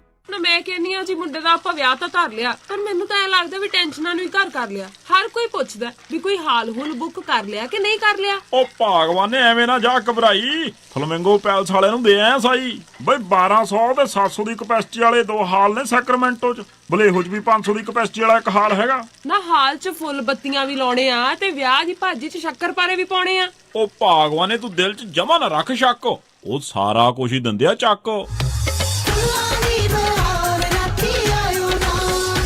ਜੀ ਹਾਂ, ਫਲੇਮਿੰਗੋ ਪੈਲੇਸ ਵਾਲਿਆਂ ਕੋਲ ਆਪਣਾ ਫੰਕਸ਼ਨ ਬੁੱਕ ਕਰਾਓ ਤੇ ਟੈਨਸ਼ਨ ਫ੍ਰੀ ਹੋ ਕੇ ਪ੍ਰਾਹੁਣਿਆਂ ਵਾਂਗੂ ਆਓ। ਉਹ ਦਿੰਦੇ ਨੇ ਪੂਰੇ ਕੈਲੀਫੋਰਨੀਆ ਚ ਕੇਟਰਿੰਗ ਦੀ ਸਰਵਿਸ, ਡੈਕੋਰੇਸ਼ਨ, DJ, ਫੁੱਲ ਬਾਰ, ਭਾਜੀ ਤੇ ਮਠਿਆਈ ਦਾ ਪ੍ਰਬੰਧ ਵੀ ਕਰਦੇ ਨੇ। ਵਧੇਰੇ ਜਾਣਕਾਰੀ ਲਈ ਕਾਲ Paul 51